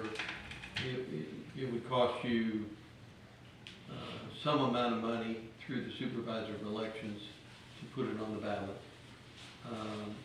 But I would suggest you not make it a binding resolution because you guys need to make this decision. Correct. So if you wanted to put it out there, you could. I don't know where you would be drawing the line. Are you simply saying you want to keep it all in-house versus go with a contract to a provider? If that's the decision, then that's fairly straightforward. If there's more to it that you would want to ask the citizens, we'd have to be very clear in how we draft the ballot language. So, but it could be done. Yes, sir. Okay, so that's what I'm saying. I mean, if we, as a council, and we did, I remember the conversations, Jason's correct. We did say we're gonna give it a year and take a look at it. We're gathering information here today and in the past, and we're gonna gather some more tomorrow. Because I think we'll have some numbers on how much an employee costs, how much, you know, all these numbers that we could look at. Is that something that a council might have an appetite for, is to take and get all these numbers, gather them up, and put it in front of the council, make it non-binding so that we don't have to do it every year, or every other year, or anything? Okay, Mayor, I'm gonna make it. This is a very, I think it's more than just sanitation we're looking at here, okay? We can say we're looking at, and I thought about what Ms. Hamilton said, what we ask our guys to do to pick up trash is on the borderline, I think, of cruel and unusual punishment. No, you didn't really say that. No, I did. I did. I mean, those guys, to her point, they work hard, they work in heat, they work in driving rain, they work in thunder and lightning, they do all these things, and they do it with technology that's 1950s. Rear load trash trucks are something nobody uses anymore, except in very small scale. And the reason they don't do it is because A, it's hard to find people willing to work that stinking hard. And in those conditions, because you know what? If it's Tuesday and it's raining like cats and dogs all day, the trash has still got to be picked up. So that's point number one. Point number two, as a council, we also have to consider the impact to our citizens. The nice report we just got on our water and sewer, the impact financially that's going to have on not only is everyone in this room and every property owner in this city. So that's got to impact our decision as well. I'll be the first one to tip my hat and say, those guys work hard, they work in conditions that, I'll be honest, I wouldn't do it. And kudos to them, because they do a great job. But there again, we've pushed this now to the point, and for one reason or the other, personally, I don't think the canned solution is really saving us any money. And the fact that we're still this far in the red this year, we got to take a long, hard look. And having employee numbers is important. It's still not going to take away the fact that if we keep it, those guys will be doing the same work next July in 110-degree heat index on the back of that truck. And to Ms. Hamilton's point, when they go down Oleander and there's 20 cans been turned over by the bears and it's scattered not only along the street, but back halfway down the block, they go pick it up. So. And a citizen might be willing to pay for that monthly, that type of service versus cans that are dropped off and left in the street. And shame on the council that, yes, we made one move on trash last year. And we agreed everyone was gonna continue to get valet service and basically not pay for it. Correct. And the result of that is we're $200,000 in the red. Well, the result of that is waste pickup, if that's it, it's basically waste that was picked up, that's where it comes from. We never charge for it. Right. And it takes time, and it's hard on those guys. Walking to the back of someone's house, pushing a can out, pushing it back, and they do it 1,600 times 2. Which is why I have always pushed for the return of locating the garbage cans at every house in bins by the side of the road, where all they had to do was just right there, and there was no walking and returning the cans. That used to be the law. Well, yeah, but we didn't really specify concierge service back then either, did we? Our guys just did. Now concierge service is a term, is something we pay attention to, and it's a line item on the contracts that we're looking to maybe go towards. I just think we have there's a lot of moving parts here. I maintain that we need a year's worth of data. I appreciate those guys showing up. I appreciate these numbers. I think they're a year in advance, or maybe this is just a forward-looking, give us something as a council to think about, but we don't need to act on it to 1 year's worth of data. There's other things that, I don't want to go down a rabbit hole, but we just, as one final example, right? We moved the beach cans from the road to the beach now, between First and 8th Street. Our guys pick them up. So do we leave them there, or do we move them back? I don't see the waste management guys going out to the beach to pick them up. So this is just a decision that we would have to make. It all gets put in there. I have a question for Sam. Yes, ma'am. Right behind me, When we empty the fish cooler with fish guts, do we do that every day? And do we send the garbage truck, the big old lumbering garbage truck, to the dump? Transfer station. Oh, they go to the transfer station, Yes, ma'am. okay. Yes, ma'am. Do we do that every day as well? No. Okay. So it's either twice a week or as needed. Normally before the weekend, it's normally a Friday or a Tuesday that they do it for the week, before the weekend and after the weekend. Okay, so they're not going that direction, they're going down here to the transfer station, which is 12 miles, so it's a 24, 25 mile Round trip. round trip, Yes, ma'am. instead of 100 miles. Right, you don't have to go to Steel, you don't go to Steelfield, no. Okay, that was my question. Because I was concerned that the extra long round trip was where a huge portion of our cost would be. Because Employee that- cost and maintenance cost, correct? Yes, because that lumbering garbage truck was not built for road trips. So that was my question. Okay. Is it terribly hard on the garbage truck? We do put it in the garbage truck, right? Yes. Is it terribly hard to take it down here? Is that still a cost, a major cost? No. Okay, thank you. So you bring up tipping fees. Tipping fees and waste are not financial. Isn't that most of the cost that we have? I mean, It's a big item, and I think it's $3.65. yeah. So tomorrow we can look at those tipping fees and look at all that cost. Figure that out. Which way we go, what direction. Any other comments on sanitation? We'll bring it up again tomorrow. Anybody? No? We're gonna move on to the next part of the agenda.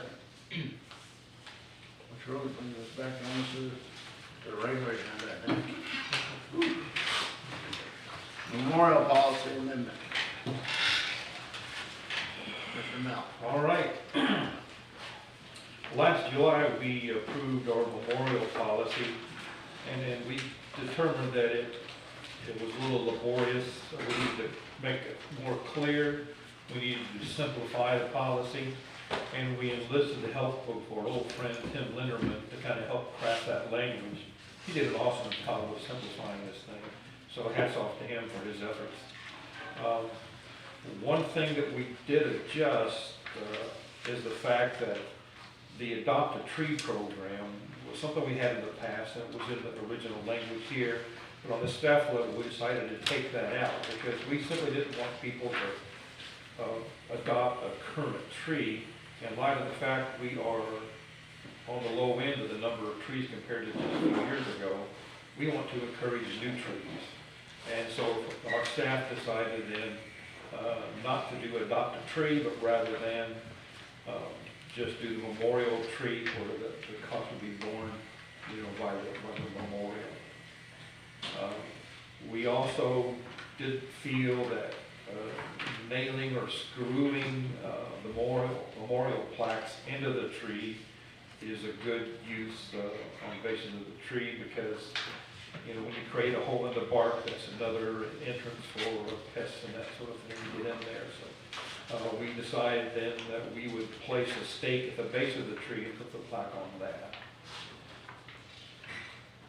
So I hope you had a chance to review this policy. Any questions? I had one under the item number 4 where it talks about fees. The fee will be determined after consultation with the donor. We already talked about there will be a certain cost to purchase the tree, install the tree, water the tree. So what does that refer to? Is it an additional fee? Originally it was like a method to just do X number of dollars per tree. But, costs change from month to month. And so we felt that after having a fee number in here would not be productive because every time those fees would change, we have to redo the policy. So we just put this one sentence in there so that if someone wants to do memorial tree, we would consult with the donor then to determine what type of tree they want, where it's going to be, and here's the cost, for that. So it's not in addition to. It is not in addition to that what we're talking about as the steps to plant a tree. Okay. Right. Same with the benches. There's a cost to the making up the benches and that sort of thing. And then I guess too on the donor information sheet, there's a question: is donation restricted? Can you explain that a little bit further? Well, in the first paragraph, it says that the memorial program allows individuals, families, and organizations to honor a loved one recognizing an outstanding achievement or contribution to the community through the planting of memorial trees, placement of memorial benches, or other items for the community use and children. So that's a pretty wide brush that we allow. And then I had one more question. Under the different types of memorial donations, we were talking about, you have a list of bicycle racks, picnic tables, bench, swings, and playground equipment. What about pole barns? Would that be a possible, since we're a city that's so fixated on pole barns, if somebody wanted to donate a pole barn, say to Parker Park or under the Palms Park, Like could a that pavilion be, or could that, could that be something? Oh, we could absolutely. add? We'd Okay. be more than gladly take the cash for that. Those are pretty expensive. Since there's 6 of them on the budget, I guess. Yeah, it would be nice to get somebody, Just somebody, one. throw a name on it and call it done. I have just a couple of quick ones. In number 5, installation, when it says to ensure the optimal planting season for the selected trees, and it says September, October.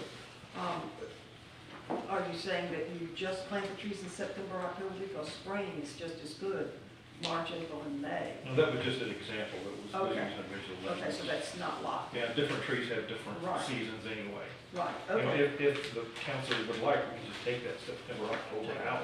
Take it out, yeah. And then the other thing is down on number 8, plaques and engraving, number 2, the plaque size is limited to 4 inches by 12 inches. So this is 8.5 by 11, so we're talking a plaque this size, basically, roughly? Roughly? Now, is that for the plaques on the benches, or is that for the ones you stick in the ground? The answer is yes, it's for both. Right.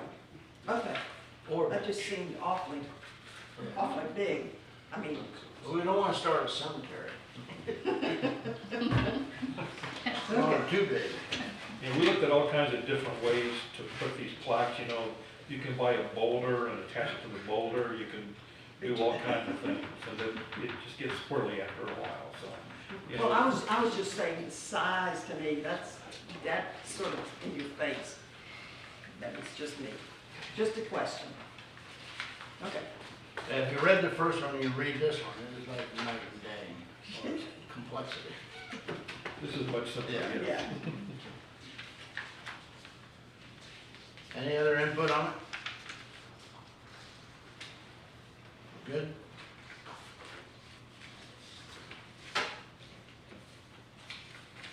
Any open discussion at the public about the memorial plaques? One, Come on up. just a quick thing, I scanned through it. The, I know when you talked about just replacing what was there, is there ever gonna be an appetite, to maybe have more benches? I know it was a clutter talk maybe thing, but it doesn't, I've driven through the city, whatever the proper word that would be. And it doesn't seem quite, the amount that we have is what I would call a clutter issue. I know it was brought up because you get inundated with the request and y'all had to come up with some outlines of what can be done. And replacing the ones there is definitely the first because they are getting in just repairs and things, but was there an appetite to maybe just have a few more or kind of leave that? Is that an open-ended thing? I put in the memo here that at the previous discussion, the council made it clear that they really didn't want to add the number of benches. And so we did a count, and we do have 9 benches out there at the current time. And the western side of the city, where all the more restaurants and stuff, is just almost too busy in certain sections. And I don't think they wanted to clutter up the east side either. So. Yeah, I read all that. I just seemed after driving and looking, it's not, I don't want to throw you gotta come up with some policies and stuff, but it just, because the benches will go fast, obviously. Yeah, out of the 9 acres, 2 of them that are basically out there, right, too? There's 2 that's already been, memorials that have already been spoken for. So I think, to your point, from my opinion, I think when we get to filling that 9, we probably could look at a couple more. Yeah, it doesn't, you add the trees and that's a great thing. Obviously we need to maybe push people to put more trees in, which is. Yeah, that was the push, that was the conversation, so try to get more trees and more plaques. Okay. I would rather have trees, for sure. Right. But would we consider no more benches on 98, but perhaps a bench or 2 and say, under the palms, or, under a tree? I think we should be open to that for future conversation, I agree. Or as we open the 80 acres and the 25 acres, if there's walking trails through there, that would be future As long as we potentials. don't just say no more benches, period, citywide. Now we're doing North Florida, Joe. Planning for the future. I think that's the appetite of the council. There's a possibility we want to look into that further. With that said, any other comment from the audience? We go ahead and close that. Close that, come to the table. Any comments from the table? Motion approved or denied?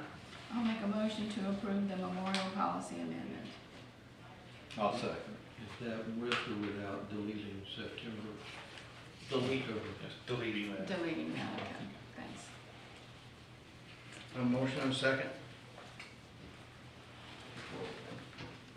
Ms. Logan? Yes. Mr. Cox? Yes. Mr. Fasagi? Yes. Ms. Hamilton? Yes. Mayor Wolf? Yes. All right, thank you.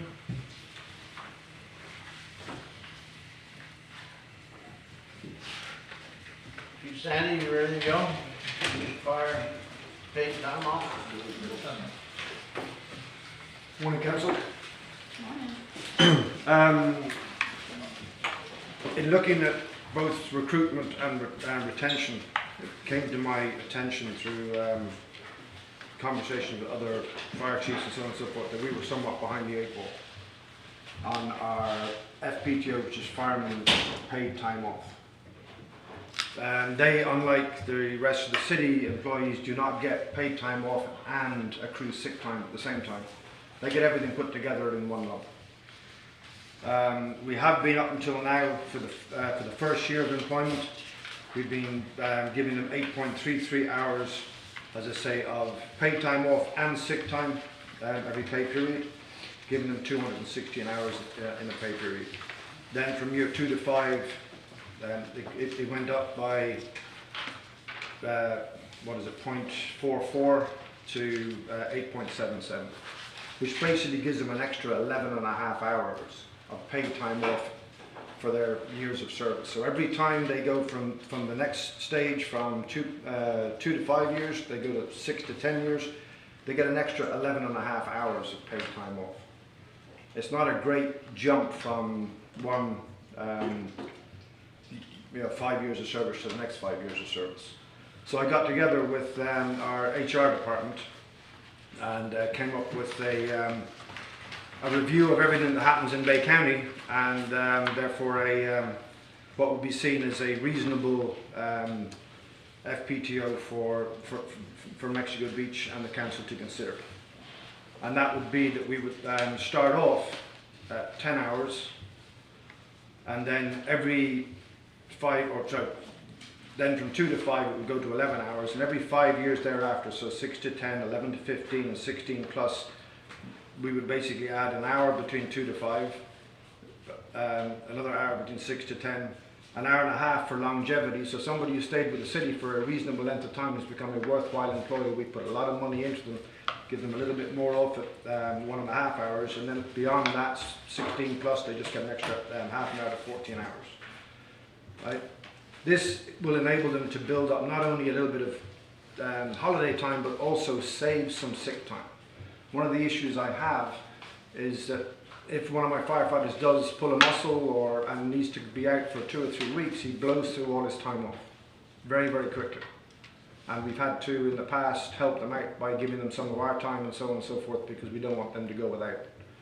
And I just think this, in comparison to the rest of Bay County, is a reasonable change and not a significant cost to the city.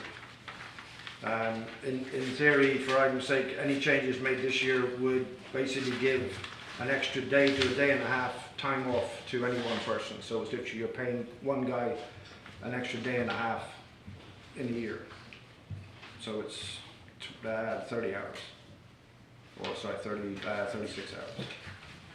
So there's not a huge cost to the city. Obviously there is some, because you're giving people paid time off, so there is a cost, but it is not. It is not a significant change. At the moment I have 3 guys that are in the 6 to 10. Nobody at the moment is 11 or over, and everybody else is in the 2 to 5. The last guy moved out of he's passed his 1 year anniversary, so he's in the 2 to 5. So the bulk of them are in the 2 to 5, and 3 of them are in the 6 to 10. How many you have? There's 9 of them in total.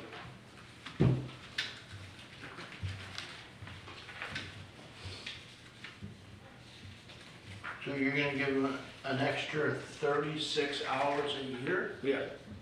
Per person? Per person. Which equates to 1.5 days, give or take. I mean, Because they work 24 hours. because they work 24-hour shifts. So for them to take a day off, they have to take 24 hours. So it's an increase of 3,000 hours. Is that right? For the whole department? Correct. Possibly, yes. Okay, so what's the average rate you're paying? Probably, if you take the average, it's about $19.50 an hour. Because they're per hour one of the more poorly paid members of our, because they work at 120 hours a pay period rather than 80 hours a pay period. So, that cost is? I know, yeah, I do know what the cost is. It's not insignificant, but it's not. How much is it a year for all that? Off the top, sorry, I did work it out. I don't have it on the top of my head. I didn't write it down. It wasn't one of my notes, but I did. Based on what you just said, it's about 58, maybe 59,000? Yeah, But I mean, again, with a $1.3 million budget, it's not it's significant. I did say it was significant, not insignificant. As in, it's not an insignificant amount of money, is what I'm saying. My problem is trying to get decent people to join us. If I lose firefighters, the first thing to look at is basically what their medical is, what their compensation is with FROC, or I mean not FROC, with FRS, or their retirement, and then what their paid time off is. And if they look at any of the other organizations within Bay County, we fall behind the 8 ball on that. And with the distance for travel from most of my guys live in Panama City or beyond, that distance adds to their costs, takes away from those, and basically people say that we're not an attractive department to work in as far as their benefits are concerned. Yeah, I think retention is important, absolutely. You did you and HR did a little study, I guess, to compare the regions, and you said that doing this would put us above Panama City Beach, correct? Correct, but in Panama City Beach have a significantly better, what's the answer, retirement program. Okay. And they pay for and they pay full medical benefits for the firefighters. Based on this request and this in this area, yeah. puts us above Panama City Beach. Yep. Compares us to Panama City. Yep. It compares us to Bay County and puts us below Bay County. And more aligned with Bay County. But it's still it's close to Bay County, but slightly below. And we still pay less than it. Absolutely, we pay it. Yeah, no, I mean our hourly rate is less on average. Absolutely. We haven't got to your budget line items yet, have we? On my budget this year, I can tell you exactly what I did. We shouldn't skip over the comment that the chief just made that our Mexico Beach firefighters have a higher commuter cost. They don't live here. So I think we should be doing more than this to attract them. So I'm supportive of not only taking care of our people, but the only thing I don't like about this is we should be doing more. Well, I mean, my argument to that would be that you as a council did discuss, it has not been passed or may have been passed, the cost of living increase and then the potential bonus increase for your performance bonus, which is not insignificant, right? So I think you as a council have done very, very well as far as keeping their income going in the right trajectory. A lot of other departments will basically do nothing for 2 or 3 years, then give them a bump, then do nothing for 2 or 3 years, give them a bump. City of Mexico Beach, if you looked at the graph, is significantly more a straight line heading up, right? So I think you've done a great job that way. All I'm trying to do here is make us an attractive place for people to come and work in the future, so that if we do lose anybody, there is nobody that I am aware of at the moment looking to jump ship or anything else like that. But we've put a lot of money, time and effort into these guys upstairs, and that is one of the things that we do fall short of. And it was one of the things that I said I would work on. That's why I'm still here today. And you know, when we took on HR, it made life a little bit easier because we could go to them. They have so many more fingers in the pie, shall we say. They got so much more information for us, and this was basically their recommendation, give or take. Obviously, I helped significantly in pushing them in the direction that I thought it needed to go in, and but this is basically what he came up with, or they came up with. I'm with Eric on this one. I think this is a good step. We need to do more. But Mayor, you did ask me a question. What have I done on my budget this year? There is no significant increase in my budget this year. All I asked to do was increase each line item on my budget by 4%, I believe, which is 5%. Sorry, he's just put his hand up, which is basically inflation, so that I have exactly the same spending power as I had last year. That's all I've asked for. I think there was one line item that we have gone above this year, which was outside professional services, and that is because we will be doing tabletops every year to make us ready for for an emergency such as a hurricane and so on and so forth. We just did one only last week. It was great success, but they don't come cheap. So I've asked to have that put up by $1,000. I really think that is literally all I've asked in my budget this year. Sandy, how many years have you been with us? Started with the city in 2017, became chief in November of 2018. I was interim chief just before the storm. So 8 Okay, years. 8 years. 8 years going on 9 years. In your 8 years, did you have a retention problem in the earlier years? People moved on. Why they moved on, numerous different reasons. Okay. Some of them moved on because it was the distance, some of them moved on because there was positions in Bay County that they felt gave them more outlook on life and so on and so on, or more potential to grow in the fire department. Which is what I'm leading into. We put a lot of time and effort and money into our firefighters, and they do a fabulous job. And I've been a fan of firefighters and law enforcement since I was little, since my days in Memphis when I had a lot of experience with them. On a good side, not the bad side. It's difficult to retain critical service people in our town because, one, primarily the distance. We don't have a lot of benefits simply because of our size.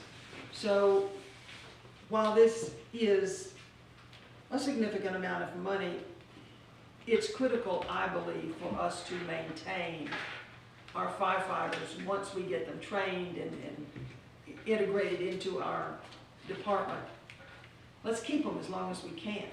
And if increasing paid days off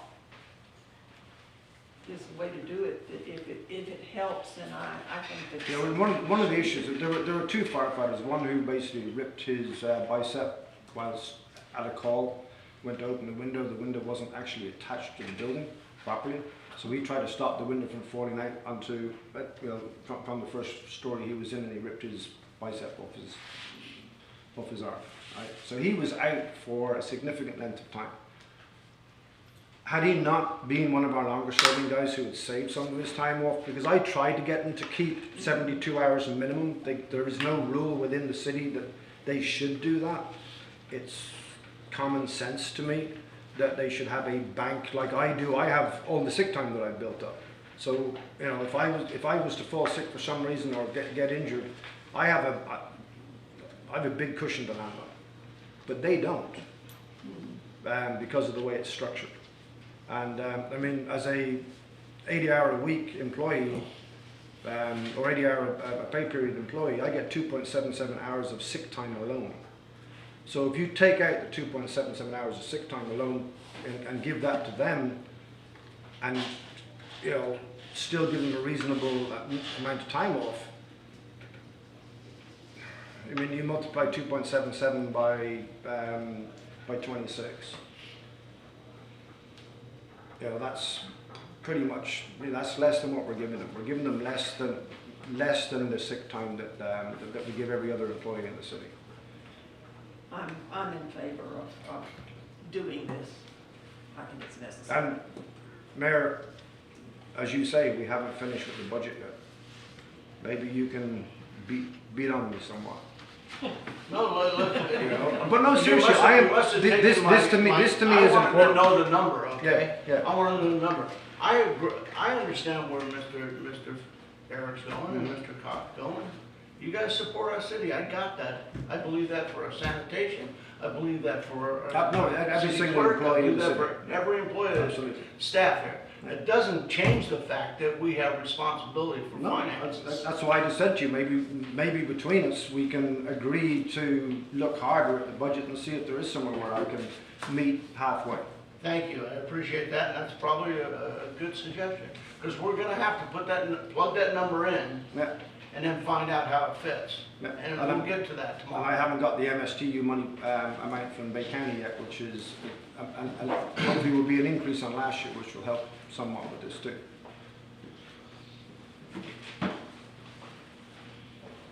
Any other questions?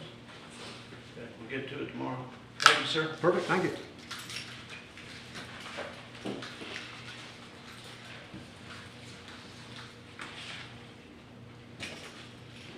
Mr. Eric, TPO update. Yes, okay, thank you. Why don't you get and go to the podium there so the citizens can hear you? I can do that? No, you're all right. No? I just caught up, thank you. That's all right. Yeah, so just, I want to give a real brief summary of what the Bay County Transportation Planning Office is, because a lot of folks probably don't know what they are. So, I got a number of extensive presentations as sort of an onboarding to this organization, but I just wanted to grab a couple of ones. And hopefully this update will be short. So this first map just basically shows what a TPO is. They're also called MPOs. MPO stands for Metropolitan Planning Organization. As you can see from the map, there's two kinds. There's one for big cities and there's one for smaller cities. Bay County is in the smaller area. It covers population under 200,000. So this is just a quick snapshot of what exists across Florida. We are just part of a larger ecosystem. The next slide shows on the column on the right who makes up the Bay County TPO. It's all of these elected officials, and Mexico Beach has one seat. So, but we are part of a larger group that is obviously very heavily staffed by the Bay County and Panama City elected representatives. Next slide. This could be a little bit of an eye chart. There's really only one thing I want you to take away from this slide. Basically, there's a 5-year cycle, and then there's a 20-year cycle.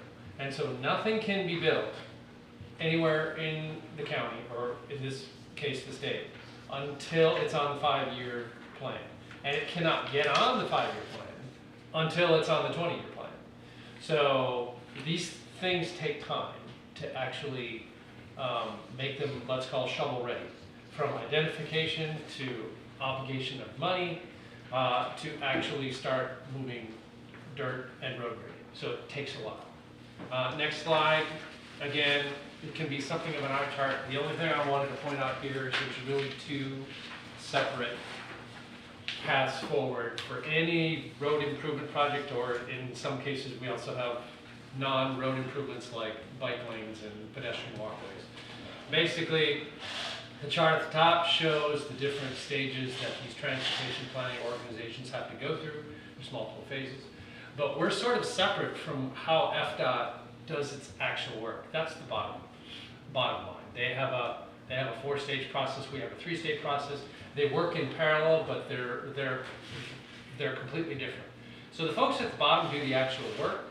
The folks at the top are the elected representatives that are tasked statutorily in both federal and state law. These TPOs have to be set up to actually manage the forward-looking plans and also prioritize the actual road projects.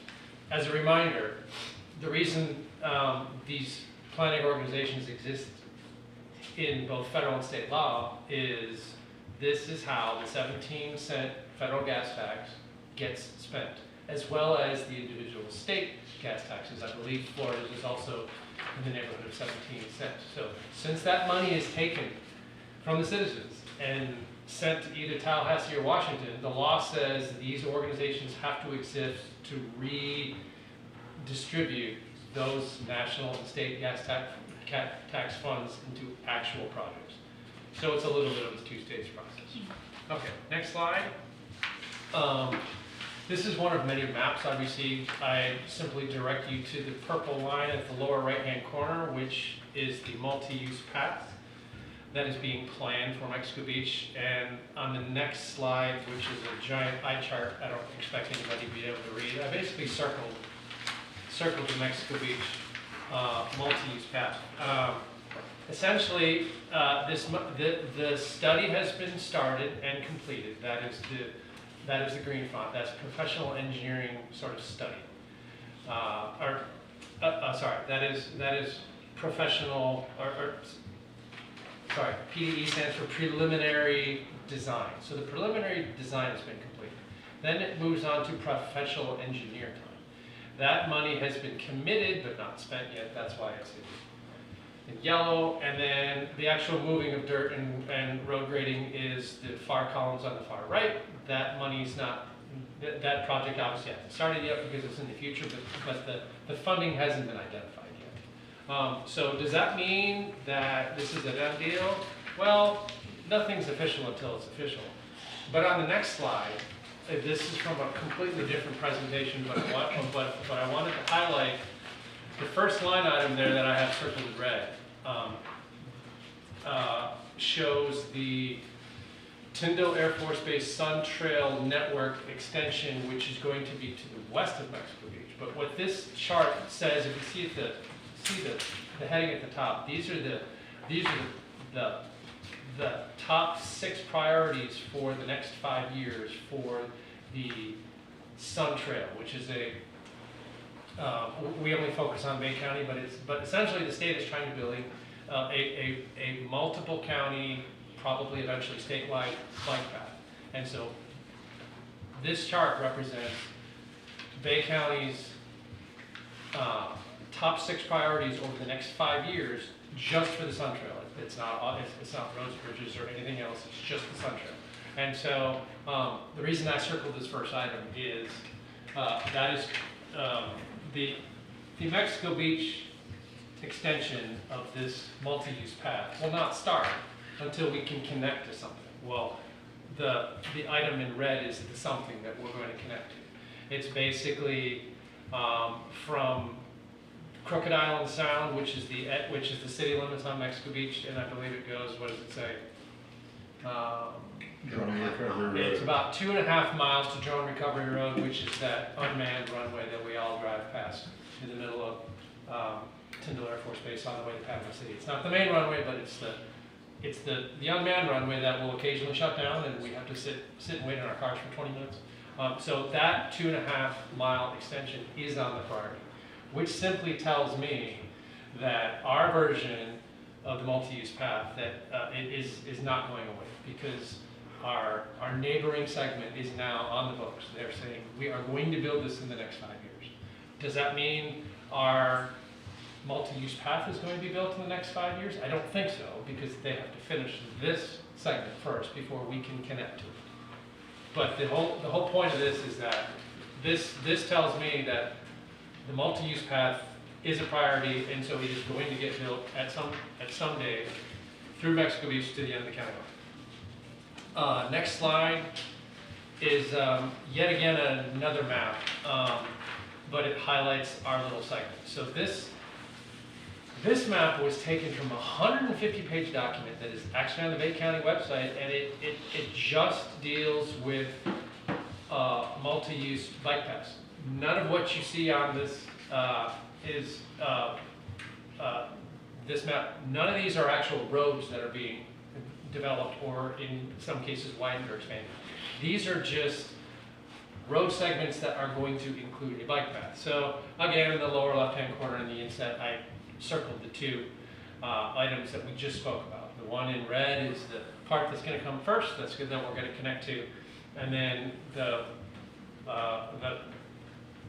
color coding match in purple is our multi-use path that's going to come through Mexico Beach. So this map shows you where our bike path is going to fit into the wider trail system across Bay County. Next slide again is those 2 items.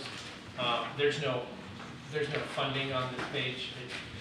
There is a column there on the far right that none of you can read, but it's an acronym that says where the funding is coming from. The point is that these projects are all going to be funded by a variety of sources. Just because you're on this chart doesn't mean that funding's been obligated or money has been spent yet, but it simply identifies that there is going to be funding sources for each and every one of these items. Next slide is much the same of what I just showed, only if you look at the item in the lower right-hand corner, that is the green segment is going to be the segment that they want to build down 15th Street in Mexico Beach. Sidewalk, multi-use path. And again, next slide, I just circled that line item. Interestingly enough, so this study is not even started yet, it's not even funded. It'll get started in a couple of years, but the only other interesting thing about this slide and this project is that this is gonna get funded by the Bay County half-cent tax. It's not gonna be coming from the same bucket of money that's gonna fuel the Highway 98 version. It's gonna be a separate bucket of money. But this one is probably a little bit further in the future than the multi-use path, because, and that's just my guess, because it's coming from a different funding source.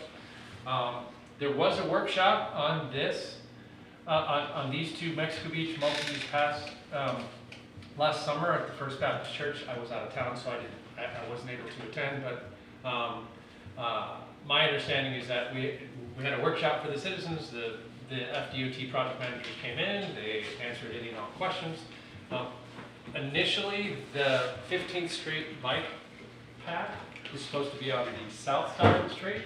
And for those of us who live near the new pedestrian bridge across the 8th Street Canal, or the 15th Street Canal, as we know, that new pedestrian bridge is on the north side.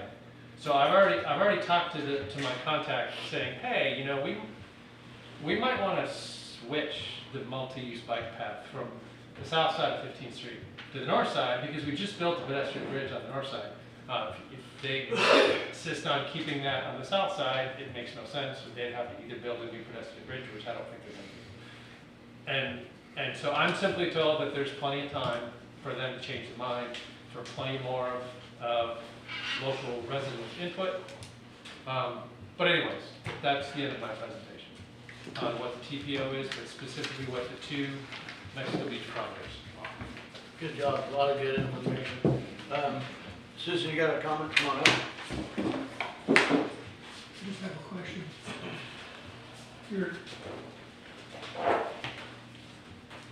I'm Mike Nelson, 7th Street.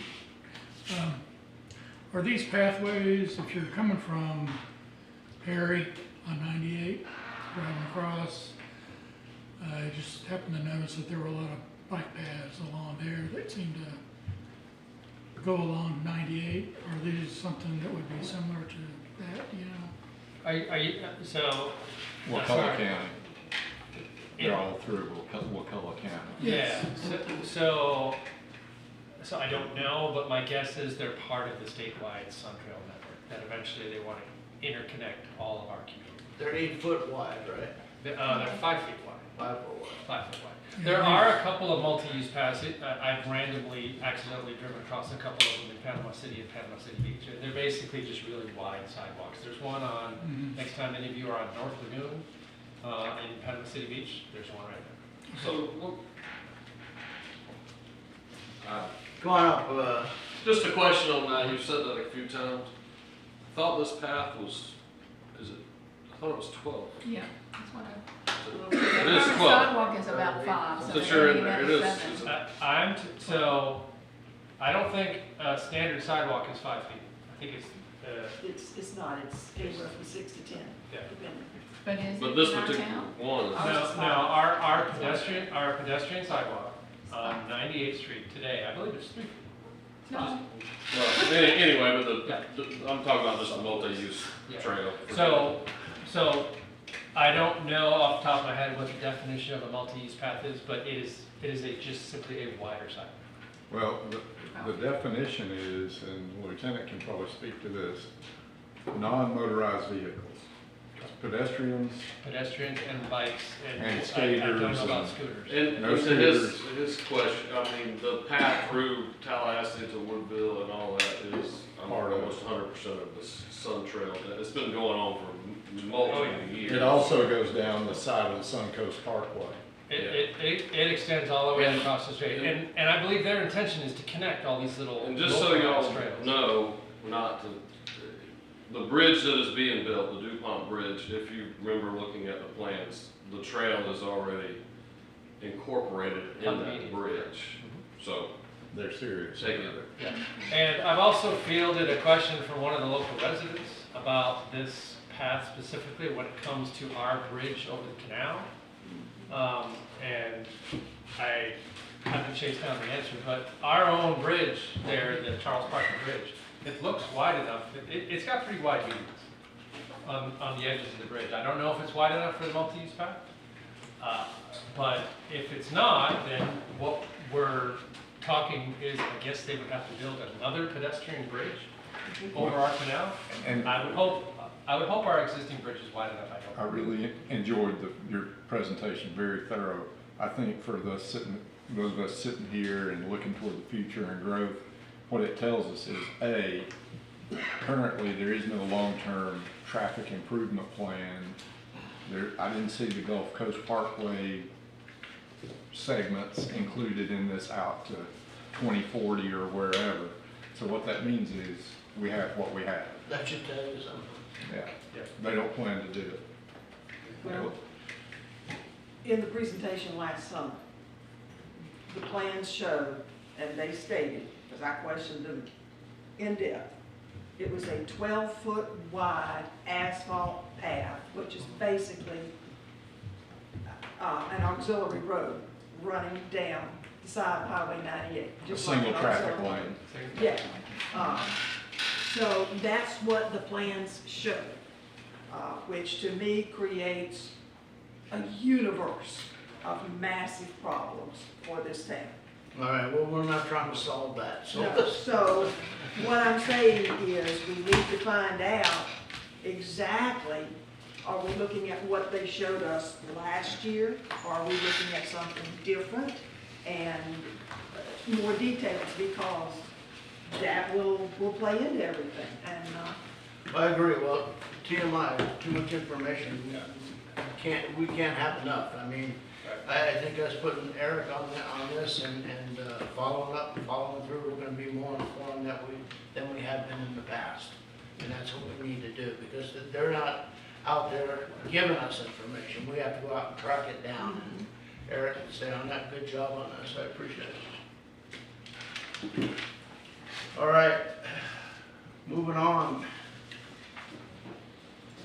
Citizens' comments. Any citizens' comments? John Harrell, representing the Special Events Committee for Mexico Beach. It's not more of a comment, it's more of a thank you. Would y'all like the fireworks? Yeah, it's been great. I mean, I've been running my mouth for 2 months how good it was going to be. I hope we met your expectations, because it met mine. Real quick, I want to thank countless people. T-shirts, we still have about 8 left if you're interested. 5 large, 1 medium, 3 youth medium. $15. Contact our Facebook page, we'll get you something.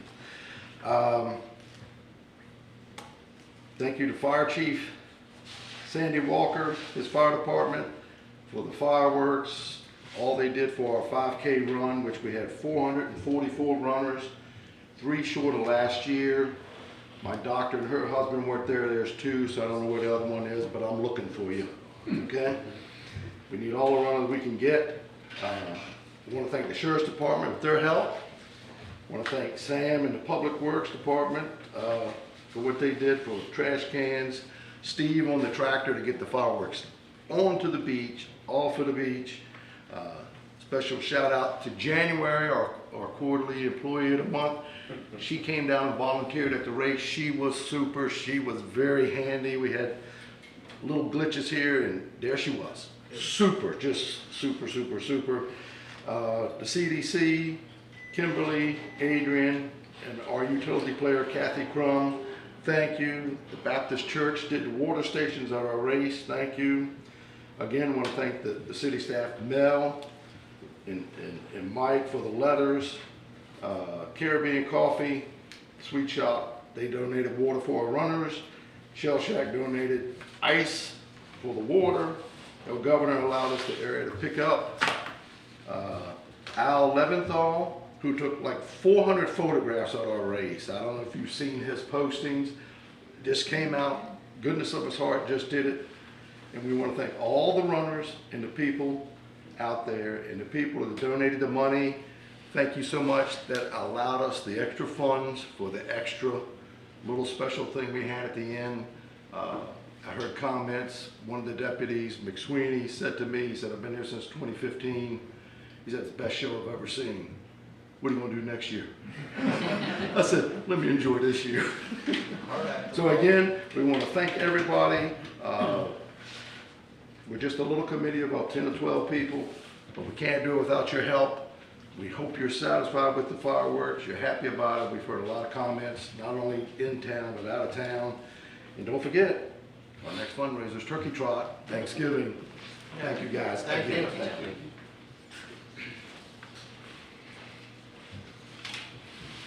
Obviously, special events did a great job, and I think I heard several comments on social media. Great job. City Administrator. I'll be as brief as I can. I know we've been here for a while. Just two things, Your Honor. Number one, Garrett can update us later, but we did have Bay County 18-inch water main had a leak this morning that had to repair. That doesn't affect most of us, but it does affect the Sunstop and the Sugar Sands because they connect to that line before it gets to us here. Now, the reason we're not affected is we have that million-gallon tank sitting out here that we're drawing off of. And so it's estimated that we'll have enough capacity to take care of that while they fix that leak. We will have, if that holds true to form, we will not have a precautionary boil water order. However, Sugar Sands and the Sunstop will. And that should have been done earlier this morning, right, Gary? Yes, sir. All right. Something I need just a brief conversation with the council is concerning our ordinance 878. This is the mobile food sales operations. The reason being, you may have noticed we have a boiled peanut vendor on weekends at the old grocery store. He was very gracious to ask us permission first. So we allowed it pending a conversation with the board. So here I am. What this does, mobile food sales operations are limited to live plants and produce that are conducted from a portable stand, vehicle, or trailer. Each stand, vehicle, or trailer shall be considered a mobile food sales operation. Mobile food sales operations are often referred to as veggie vans or produce trucks. Tradition of Mexico Beach is such that we don't want people selling watermelons out of the back of their truck or plants or things of that sort. You know, most of that would be a different ordinance. But in this case, when it comes to our mobile food service operations, a mobile sales operation is part of a mobile food service operation. That makes it difficult for me, especially when you go to the applicability. It says a permit from the city should not be required to conduct mobile food service operations. Now, when that happens, we can then send our code enforcement Kathy out and request a copy of the proof of liability insurance, the written permission from the property owner. We have to make sure they have the proper state permits. There are certain hours of the day they can and cannot operate. No overnight parking, no outside seating.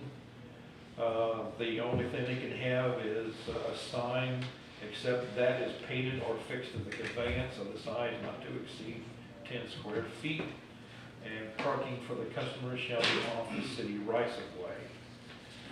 So I've asked Mr. Stillman to kind of help me think through this and questions you might have and what things you might want to ask, because we have not seen them yet, but we've heard rumors that there is someone with a loaded tea sales going on certain weekends.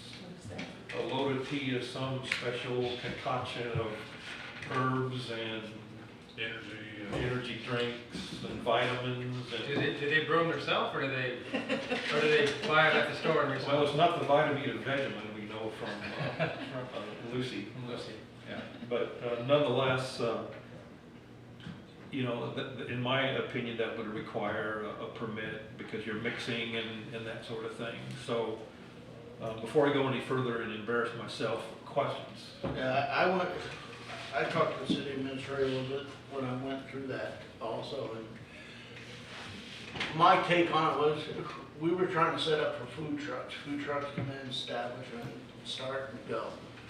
I don't think we want to be a city of somebody driving up, opening up the back of their car and selling something. I don't think that's who we are. But that's kind of what I'm seeing.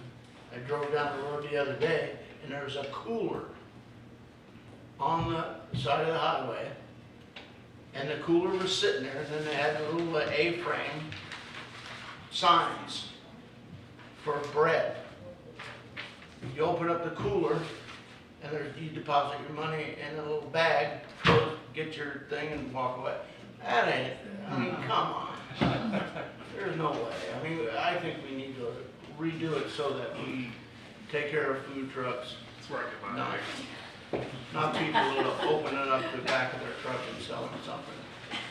You need you should have a permit to come in at a minimum. Yeah. Right. I thought this had been settled several years back. I don't believe we should allow vendors to just pull up, start putting up a little tent and start selling peanuts or anything else on the side of the road.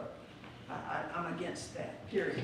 So there's two, three. Well, so I'm not opposed to that, but I believe this vendor used to cook and sell out of one of the stalls on 5th Street next to the old liquor store.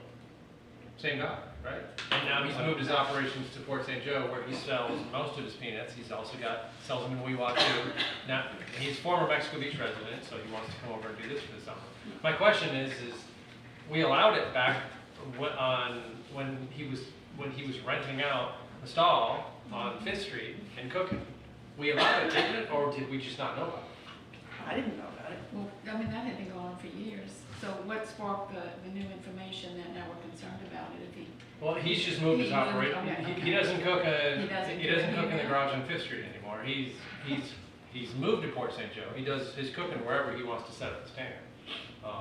It's the same guy, is my question. But to Lisa's point, right? He's the same guy that we allowed to do this a couple of years ago. Now he's just back.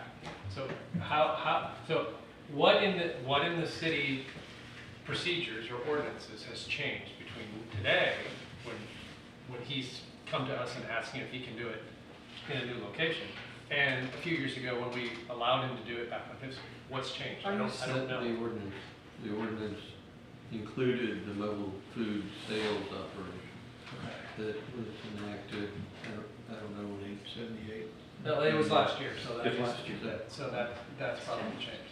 So if you don't want any of those kind of vendors, then certainly we need to delete that from 878. And then if you want to regulate them, then we need to take them out, either take them out of 878 or put them in a different section within the code chapter where you're regulating them. Yeah, do we want to permit them or not allow them? Right. And we don't want to allow them, we need to say that. And I'm not advocating for us going back and revisiting the ordinance and making changes or provisions. I say we just keep it the way it is. But I guess we just need to decide if this new vendor falls within or without. Well, if we're gonna allow this vendor, even though sounds like an old vendor, we still have to address the people that just put up a board and say, yeah, I think, you can't allow that. You can't allow someone just to pull up on the right of way and raise their trunk and start doing business. Did you have a comment? If I may, sorry. We just see this in a lot of our communities. I was just from Hunter Bailey, NFPS, Weewa resident. Anyhow. Okay, y'all know where I am. One thing I may suggest if you're gonna update the language, and I'm sure Mr. Sloan has seen this as well, is specify if he were to go to a private landowner on the side of 98 and still do the same thing, right? And so he does sell in Weewa, the specific one does. He just works with David Rich's IGA there and parks in the parking lot. He's in St. Joe. Where this becomes an issue is you're going to have a kid that's wanting to raise money for his baseball next year, and he sets up a lemonade stand, and they just live on the side of 98, and they do it in their front yard. Is that also considered needing a permit? Are you going to allow that? We just see this being a downward trickle effect in some of the communities. We don't allow in a specific area for this peanut vendor to set up. He's got a friend that lives on 98. I'm just going to go park in his driveway. where does that become an issue as well? So just keep that in mind as you update the policy languages on. So. Just, when we updated that, Mel, and you were talking, and I must have got it straight, was it, we had that separate, that it had to be on certain zoned Yeah, it's clear property? it's gotta be in the tourist Okay. commercial Yeah, or so regular that, commercial. so we met that. And so, And he did have the property owner's permission. we had that, we had that in there. And then what was it that, so what's kicking it? What is kicking it out? What's causing the conflict? I thought we had handled that instead of having to go back and redo everything. I thought we had our food trucks and then we had our mobile vendors and then we put parameters on what it had to be. So is it the peanut itself? I mean, not to say, is it the produce item? What am I missing here? Well, the problem we've got is, people see the peanut vendor out there. Yeah. And then they think, oh, I can do it too. And that's probably why we've had the loaded tea people come in and the little cooler of the mayor's. But as far as the Hardy Peanut Farms, because that's him, he's within the law? He's within the. Assuming he's got the insurance and that sort of thing. Yeah. So, okay. So you're So saying the for question him, is, he just do needs. we want that or not? Oh, well, I thought we had Well, decided it in the ordinance. I That think was going. the question you just asked, do we want that? We answered that a year ago when we passed ordinance 878. So either he's in 878 or he's out of it. He falls into the I think current ordinance. Now, the other stuff, like you said, the stuff on side, I mean, that's obviously you're gonna have those things occasionally that you gotta attend to.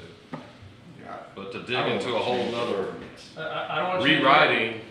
Yeah, so I don't want to change the Anyway. ordinance, but, and I don't want some of these pop-up vendors on the back of the truck. But I don't think they're, the bad actors we want to keep out of the city, I think they're already kept out of the ordinance today. We don't have to make any changes. The specific question is does the Hardy Farms boiled peanuts guy fall inside the ordinance or outside the ordinance? I think the answer is Inside. it's inside, so we should allow it.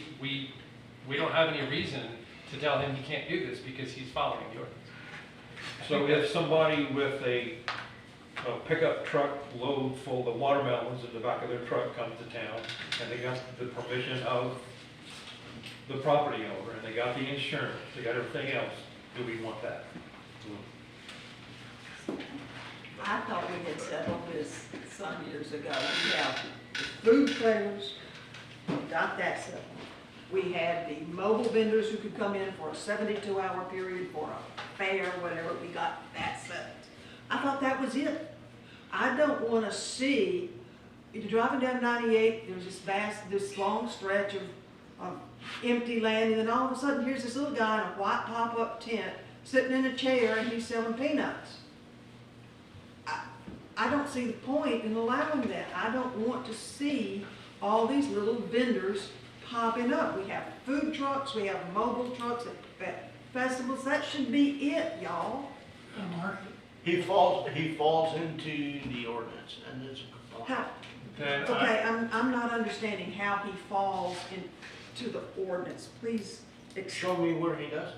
Well, what are you saying he falls into the ordinance? Because he got permission from the property owner and it's zoned correctly? Yes. And if he's got the insurance. Got the insurance. He is not violating a city ordinance today. Correct. So my answer is, we have to allow him. Whether we want to allow him or we don't want to allow him is immaterial. We wrote the ordinance a year ago to establish the rules, and we simply say, if you're in the rules, you don't need to come to the city council. You go to the city administrator. The question's been asked and answered. I agree, and I would equate it to this, and they hadn't come to Mexico Beach proper, but Newbin Farms goes down to the Lookout Lounge and parks and sells fresh produce. I think they would fall under the same rule if they've got the insurance, right? I mean, if they got permission to park on a commercial piece of property, and they're not violating our ordinance. So, I think we've addressed it. I think we've addressed it in the ordinance and this situation. I think what the city administrator is asking about, what is it that we want to put in there to protect ourselves from somebody driving down the road, pulling over and selling something? Right. So I guess maybe I have to rescind my statement. I don't want to change the ordinance. I guess we as a council need to maybe revisit this at a future meeting. We say, okay, what don't we want? And then we take a look at the ordinance. And if we, as a council, want to change the ordinance to further restrict bad actors or bring somebody else into the ordinance that we want, then I guess we have to revisit this. But I'm personally against that. One other thing I'd like to bring up too, maybe to revisit again, is that we had talked about at some point limiting the number of food trucks in our city.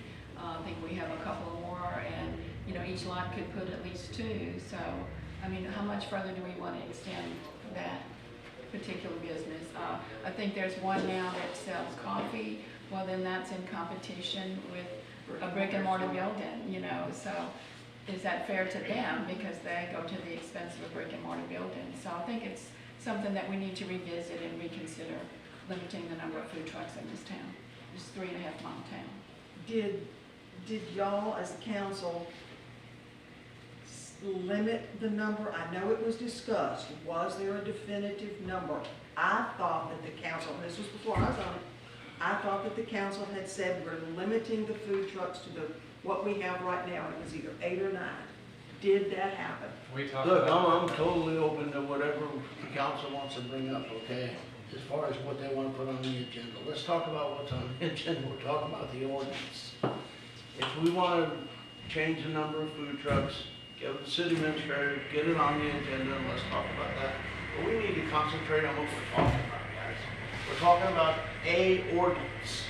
The ordinance gives that vendor or person that stopped there 1, 2, 3, 4, 5 requirements. If you don't meet those requirements, you shouldn't be within the city limits selling. Are we protected by that? I think we are, Mayor, because we've got code enforcement, even though code enforcement doesn't work the weekend. But if someone drives up and pulls over, I mean, and it's not up to the sheriff's department to enforce that. So how do we protect ourselves on the weekends when these vendors typically would just show up and park down on 37th Street and raise the back of their truck? Are we protected in that ordinance by that? Can a person come down and drive into Mexico Beach, pull over and sell something? Only if they have these requirements. They gotta have the letter from the property owner, you know, So which they somebody probably would have. Correct. But we don't have an enforcement We don't have any enforcement on Saturday, Sunday. And that's what Friday, Saturday, Sunday is when it's gonna happen. Well, I spoke with Kathy before the meeting this morning, anticipating this conversation. She can work a few hours on the weekends and either take comp time or flex her time or something. But you know, that won't be all day Saturday and all day Sunday. So you'll have to almost catch them in the act. And then we'd have to chase her down. We'd have to call her. She'd have to stop doing what she's doing. Go get her badge, get in her city vehicle, drive it. There's a lot of things that we would ask her to ask her to do. That can happen with anything. Yeah. Maybe y'all just get to. I think we have the verbiage in the ordinance. I think we need to find a way to just enforce it. The only thing you don't have, and it's probably academic, is you don't have a requirement for them to be permitted by the city to sell it on the back of the truck. They're in a little different category than a food truck, which is regulated by the state. So you could theoretically move them out and require a permit, but if they're showing up here on Saturday, I know Mel works 24 hours a day, but he probably is not going to be in the office on Saturday. So would it be a realistic requirement to even put it in there? Right. There's also a requirement they gotta follow city ordinances, so like the peanut vendor in particular, you know, did get a business license. So that's good, we at least got that. And so that'd be another question we'd have to ask these folks, you know, do you go to the office to get that license as well? So, you bringing it up, is there anything that you think that that ordinance needs to stop people from selling out of the back of their truck? As long as Right they now, meet or all are we these, okay? as long as they meet all those requirements, I'm satisfied with the ordinance. I just, because that's gonna be expanded, and you probably will see more of it, what is your tolerance as a city council to allow that? Well, I think at that point, then we probably have to add some sort of permitting. Because if Eric's got a side hustle and he goes out and sells stuff on the weekends, and he knows he's coming to Mexico Beach, well, he's gotta go get a permit. And that's easy enough. And But find then- the property. And find the property. And get But- insurance and. But that, and you have to present all this information before you get your permit, Right. so. So a lot of it can be stopped right up Right. front. So I think we're okay, and we have enough verbiage in there to stop it. We'll see where it goes with the ordinance in hand. I would look into, if anything, look into support over the weekend to see if we can get somebody to police that to some degree. That's all I have, Your Honor. Okay, and then, Ms. Hamilton, again, you know, I don't wanna shut that off. If that's something you wanna bring up, get it on the Yeah. agenda and let's discuss Can we do it. that now? Maybe put that on the agenda? Absolutely. Okay. Consider it done. Might wanna read the state statutes on it first, though. Mhm. See what the state says. All right. City attorney, No, sir. nothing? We're good? We're good. All right. We're not waiting for anything from you? Well, I'm working on the Casuna agreement. I had finished the draft, and I appreciate, I got the numbers for the construction cost of the Durham grocery. I have to communicate with his attorney and find out exactly how that's gonna be done in order to finish the agreement, but those two things are out there and I'm working on. And of course, I'm working on getting the exact locations of water and sewer. I got them from Garrett. What I got is hard to read though, Garrett. If you've got a better copy, I'd appreciate it. With dimensions on it, so that I can actually see the dimensions of where those things are. Okay, I'll just give you my book. Okay. It was nice to see that the Durham operation's gonna bring up to 30 different new jobs to Yes, Mexico sir. Beach. That's what he's committed to. I think he told the city administrator maybe even more than that. Right now, I have in the agreement that there'd be 30 jobs from within the city. That's great. So hopefully that'll fly. Good. Department heads, anybody? All good? You got the leak fixed already? Oh, no, that's on the account, that had nothing to do. They're doing it? Yes, sir, it's on that. Are they informing you when you can come off the tank? Well, I haven't heard anything, it's a big leak, I mean, let's not act like it's just a small leak, it is a big leak, so, it's gonna be pretty much, maybe this afternoon before I think they have it repaired. Good deal. We're lucky it's not the weekend, actually. Yes, sir, yes, sir, exactly. Council comments, any? I think they're talked out, Your Honor. I think you're tapped out. Tomorrow morning, or tomorrow afternoon, 2 o'clock, budget meetings. And I assume I do not need to be here, correct? Correct.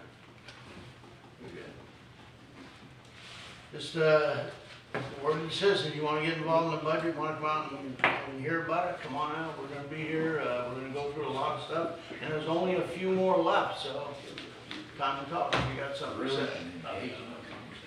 All right, engage in that conversation, exactly. With that said, that's it, adjourn. Motion To adjourn.